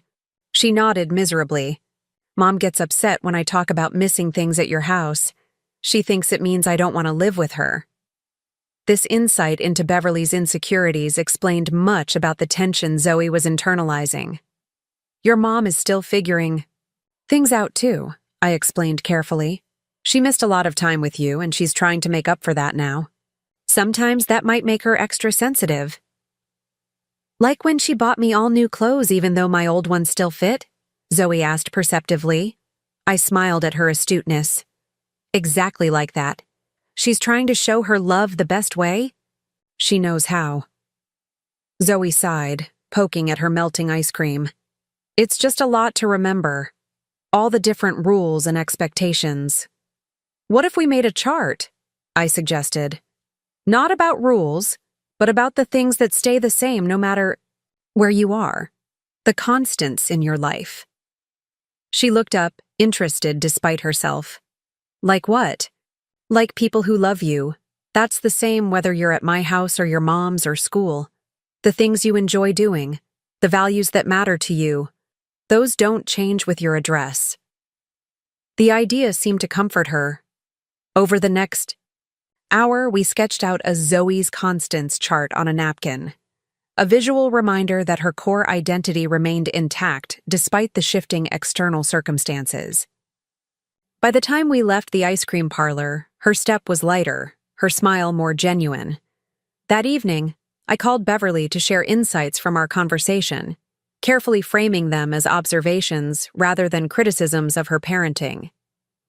She's worried about starting at a new school where Maddie already has an established social circle, I explained. Maybe there's a way for her to meet some classmates before September. Something separate from Maddie so she can form her own connections? Beverly was quiet for a moment, absorbing the suggestion. There's a summer arts program at the community center, she said finally. Several kids from her grade attend. I could enroll her for the August session. That's a wonderful idea, I encouraged. And Beverly? Zoe mentioned feeling caught between different expectations in each household. It might help if we could align some of our approaches, not identical rules, but similar enough that she doesn't feel like she's constantly having to switch gears. I braced for defensiveness, but Beverly surprised me again. Keith and I were just talking about that. We've noticed Noah seems calmer when we follow the same bedtime routine you use. Maybe we should compare notes on other things too. This invitation to share parenting strategies represented a monumental shift from the adversarial stance of just months ago. I'd like that, I told her sincerely. As summer progressed, we settled into a rhythm of cooperation that, while not always smooth, felt increasingly natural. The children began to adapt to their dual homes, comforted by the consistent involvement of all the adults in their lives. Thomas continued his patient courtship, giving me space to consider his request, while demonstrating through daily actions his commitment to staying. By early August, as we approached the third phase of the transition plan, the shift to the children living primarily with Beverly and Keith, I found myself facing the reality I had been avoiding. Soon, the house would be largely empty. The rooms that had echoed with children's laughter for 7 years would fall silent, except for alternate weekends and Wednesday dinners. The prospect was daunting, but no longer devastating. The gradual nature of the transition had allowed me to adjust incrementally, to envision a future that included the children without being defined solely by their presence. And then there was Thomas. One evening, as we sat on the porch swing, after the children had gone to bed, I turned to him with the decision I had been contemplating for weeks. Yes, I said simply. He looked at me quizzically. Yes to what? Yes to coming home, I clarified. Not because I need someone to fill the emptiness when the children leave, but because these months have shown me that we're better together than apart, that the partnership we're rebuilding is worth investing in. The slow smile that spread across his face held none of the triumphant relief I might have expected.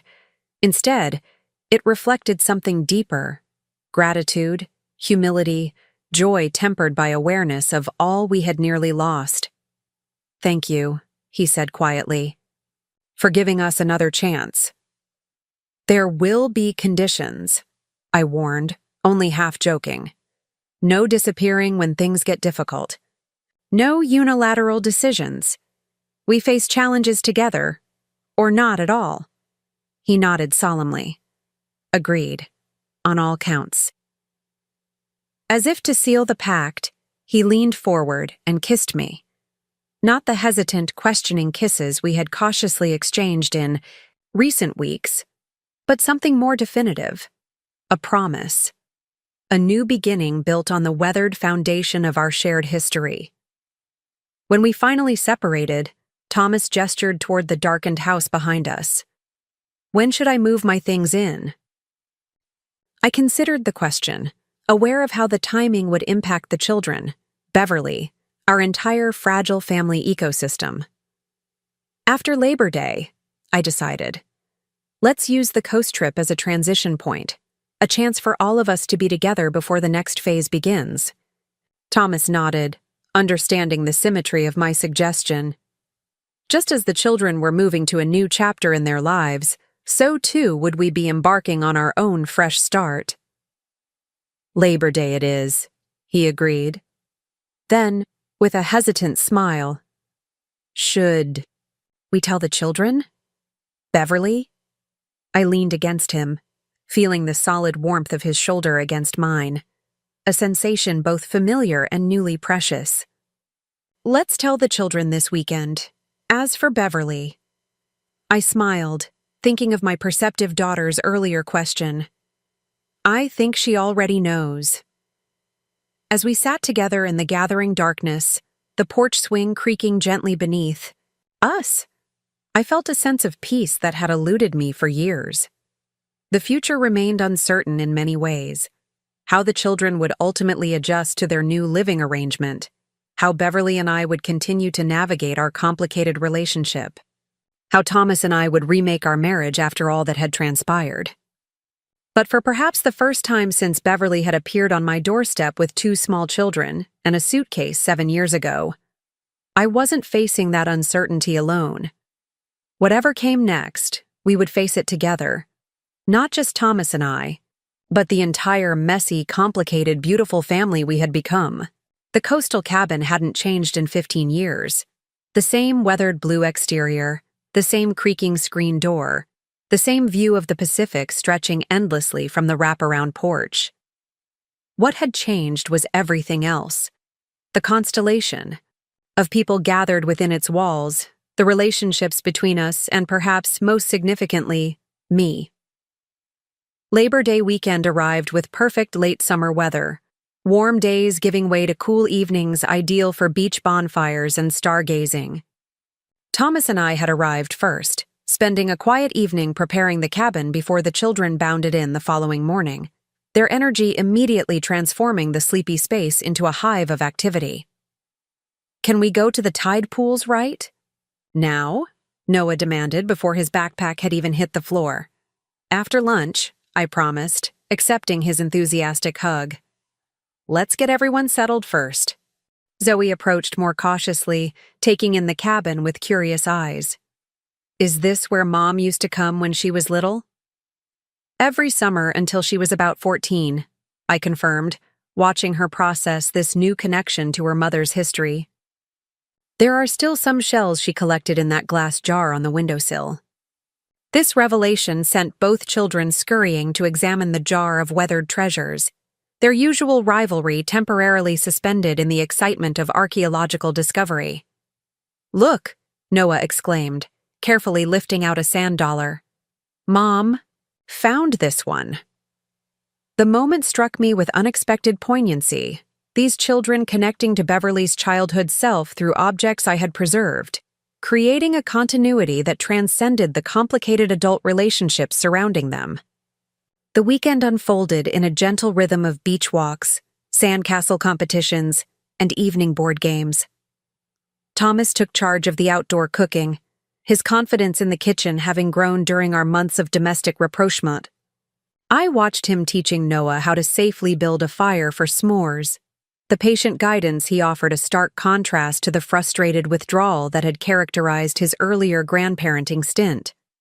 On Saturday afternoon, while the children napped, exhausted from a morning of wave jumping and shell hunting, Thomas and I walked along the shoreline, our footprints trailing behind us in the wet sand. I've been thinking about the house, he said, stooping to examine a particularly interesting piece of driftwood before tucking it into his pocket. A lifelong habit I had once found endearing, then irritating during our difficult years, and now somehow endearing again. What about it? I asked, curious about the direction of his thoughts. He straightened, squinting against the sunlight reflecting off the water. It's bigger than we need now, with the kids being at Beverly's most of the time. The observation hung between us, neither an accusation nor a suggestion, simply a statement of fact. The four-bedroom home that had seemed perfectly sized for raising two active grandchildren would indeed feel expansive, perhaps even empty, with just the two of us rattling around in it. "Are you suggesting we sell it?" I asked carefully, the idea both frightening and strangely liberating. Thomas shook his head. "Not necessarily, but I've been considering alternatives that might make sense for this next chapter." "Such as?" He took my hand, a gesture that had become natural again over the summer months. "What if we converted part of it? The lower level could become a separate apartment, private entrance, its own small kitchen. We could rent it to a graduate student or even offer it to Beverly and Keith for the children on their weekends with us, if they wanted more space." The suggestion was thoughtful, practical, and entirely unexpected. Exactly the kind of creative problem-solving that had attracted me to Thomas in our early years, before responsibilities and routines had dulled our collaborative edge. "You've given this real thought," I observed, impressed by the consideration he'd clearly invested. He nodded, looking slightly self-conscious. "I've been drawing up plans. Nothing final, just ideas. I wanted to be sure I had something concrete to offer when we discussed the future." Once, I might have been irritated by his unilateral planning. Now, I recognized it as his way of contributing, of demonstrating his commitment to building something sustainable. "I'd like to see the plans," I told him. "I think it could work beautifully." Relief washed over his features. "Really? You're not attached to keeping everything as it is?" I laughed softly, the sound carrying over the rhythmic crash of waves. "Thomas, if these past months have taught me anything, it's that change isn't always something to fear. Sometimes it opens doors we didn't even know existed." He squeezed my hand, understanding the multi-layered meaning of my words. "Does that philosophy extend to other aspects of our lives as well?" I knew immediately what he was asking. Despite my agreement to his moving back in, we had maintained separate bedrooms during his visits, a physical representation of the emotional distance we were still navigating. "Yes," I said simply, "it does." His smile was worth the vulnerability the admission required. Sunday brought the final element of our weekend, Beverly and Keith arriving for the day, completing our unconventional family circle. I watched from the porch as their car pulled up, bracing myself for the inevitable awkwardness of this new configuration. To my surprise, it was Keith who exited first, immediately helping Maddie and Josh unload their overnight bags before approaching the cabin with a friendly wave. "Hope we're not too early," he called, climbing the steps with an ease that suggested he was genuinely comfortable in this gathering. "The kids couldn't wait to get here." Beverly emerged more slowly, her body language revealing the tension she still carried despite our improved relations. I moved to greet them, determined to set a positive tone. "You're right on time," I assured Keith, accepting his brief hug before turning to Beverly. "We're just about to start lunch. The children will be thrilled you're here." And they were, bursting from the cabin in a flurry of excitement upon hearing the new arrivals. Noah launched himself at Beverly with his typical exuberance, while Zoe engaged more reservedly with Keith's children, showing particular interest in Josh's new sketchpad. Thomas appeared from around the side of the cabin, wiping his hands on a dish towel. "Perfect timing," he called. "The grill's almost ready." What might have been an excruciating day of forced politeness instead evolved into something genuinely pleasant. The children's excitement proved contagious, their uncomplicated joy in being together lifting the adults out of our complicated histories into a shared present. Keith and Thomas discovered a mutual interest in woodworking, spending an hour discussing techniques while setting up the volleyball net. Beverly and I found ourselves preparing the salad side by side in the kitchen, our movements falling into a surprisingly comfortable rhythm. "This is nice," she admitted quietly, slicing cucumbers with practiced precision. "Different than I expected, but nice." I nodded, understanding the concession it took for her to acknowledge the success of an arrangement she had initially resisted. It is. I think it's what the children need, to see all the adults in their lives getting along, even if the circumstances aren't what any of us planned. Beverly was quiet for a moment, focused on her task. Then, almost hesitantly, "You and Dad seem good. Together, I mean." The observation wasn't a question, but I heard the inquiry beneath it. "We're working on it," I confirmed. "Taking our time, rebuilding slowly. He's moving back in after this weekend." She nodded, processing this information. "He's different. Now. Less. Distant." "Yes," I agreed, recognizing the subtle shift she had identified. "I think we both are. Time and separation have a way of clarifying what matters." Beverly set down her knife, turning to face me directly. "I owe you an apology, Mom." The words caught me off guard.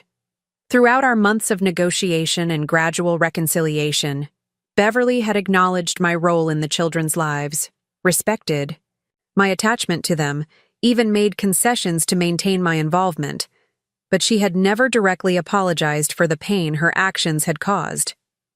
"For what, specifically?" I asked, not unkindly but wanting clarity.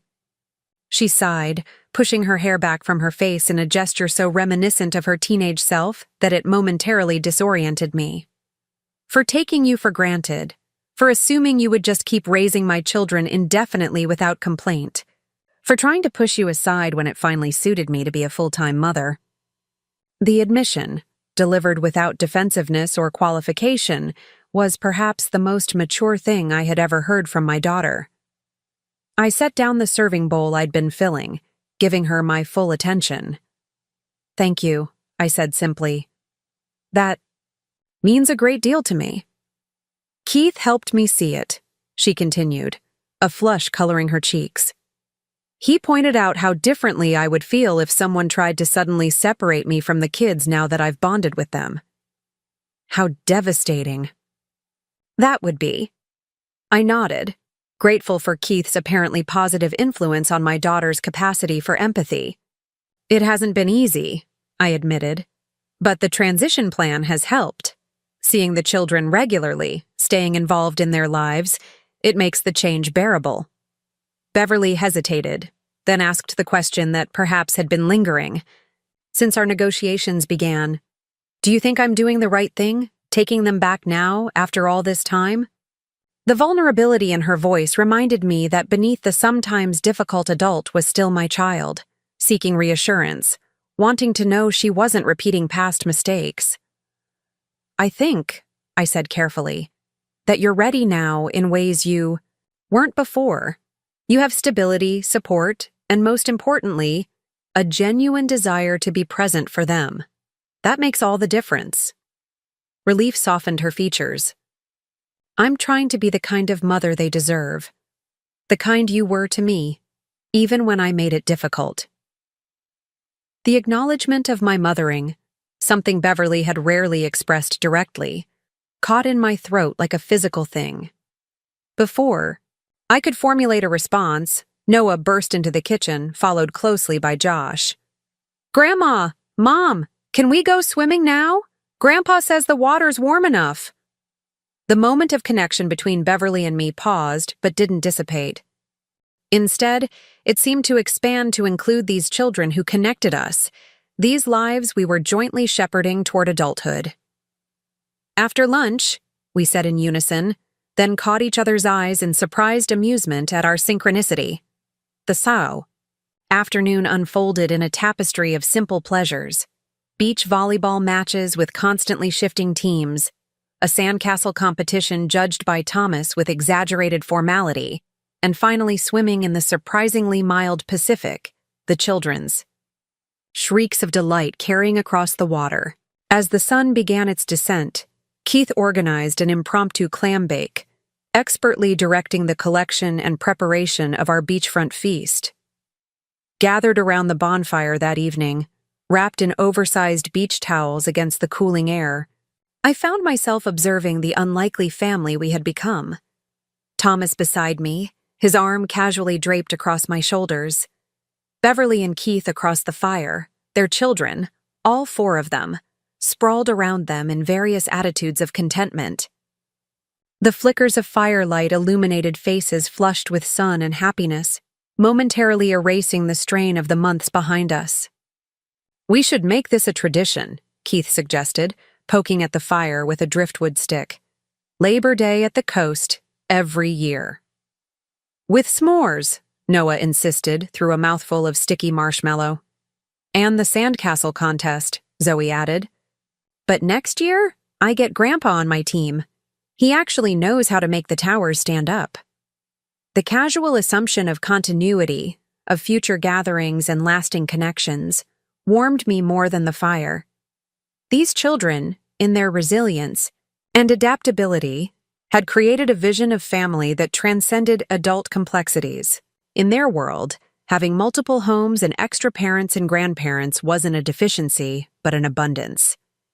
Later, after Beverly and Keith had departed with promises to see us Wednesday for the children's dinner visit, after the excited chatter had given way to the deep breathing of exhausted sleep, Thomas and I stood on the porch, watching moonlight shimmer across the dark water.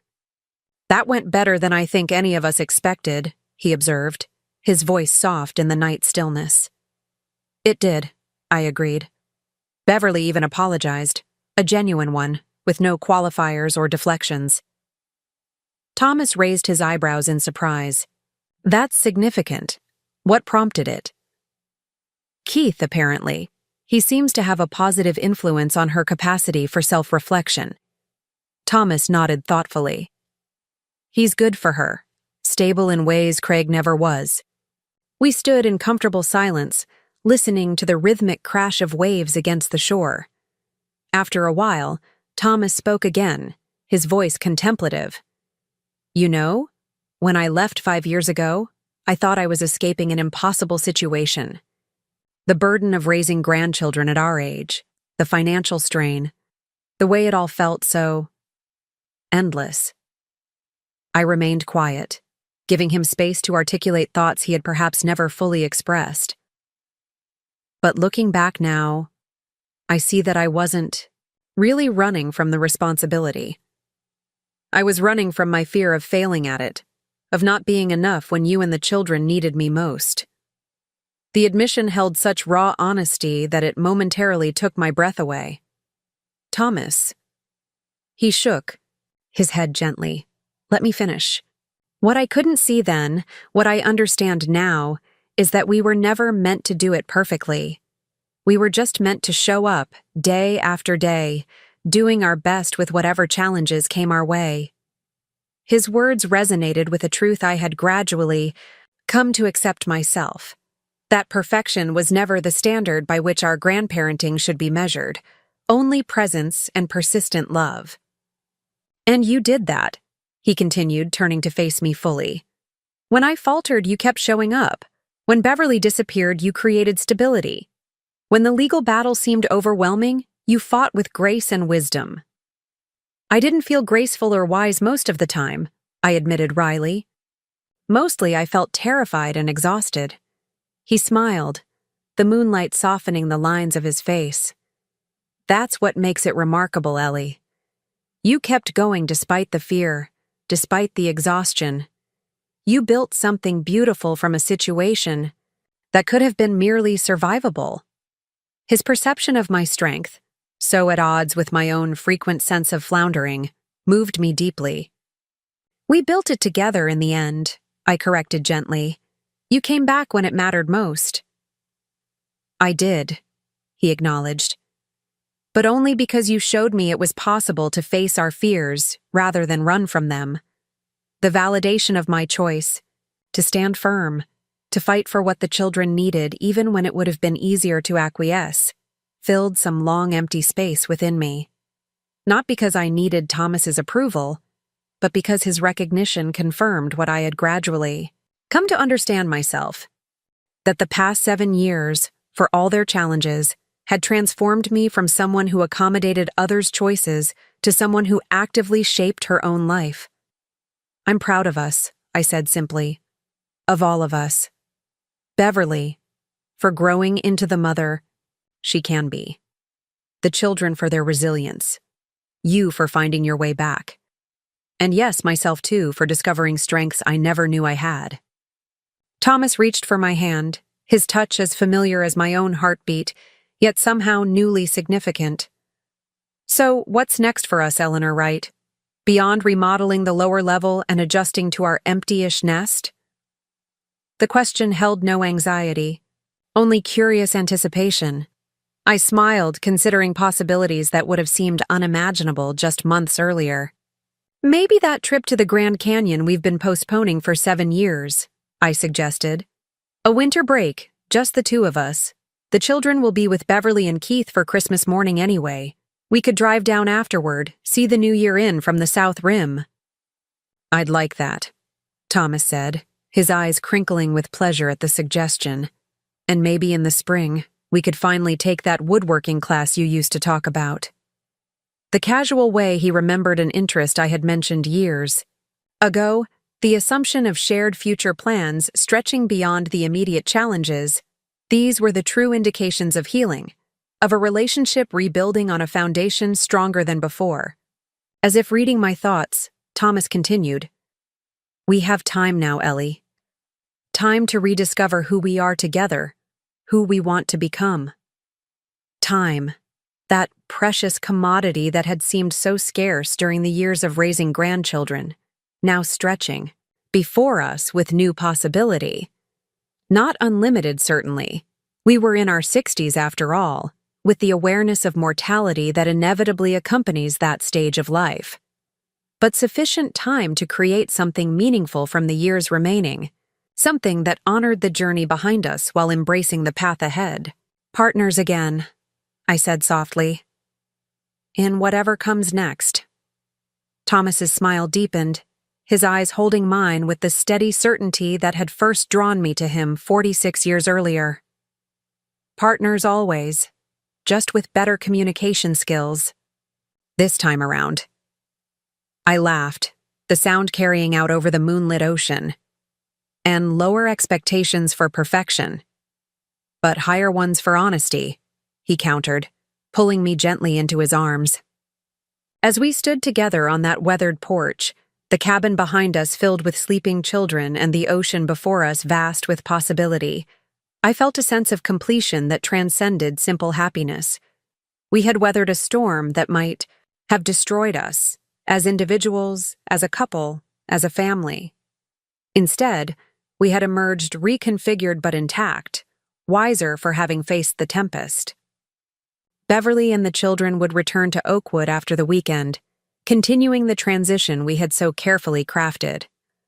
Thomas would move his belongings into our home, no longer my refuge, but our shared space once more. Life would proceed, with its inevitable challenges and unexpected joys.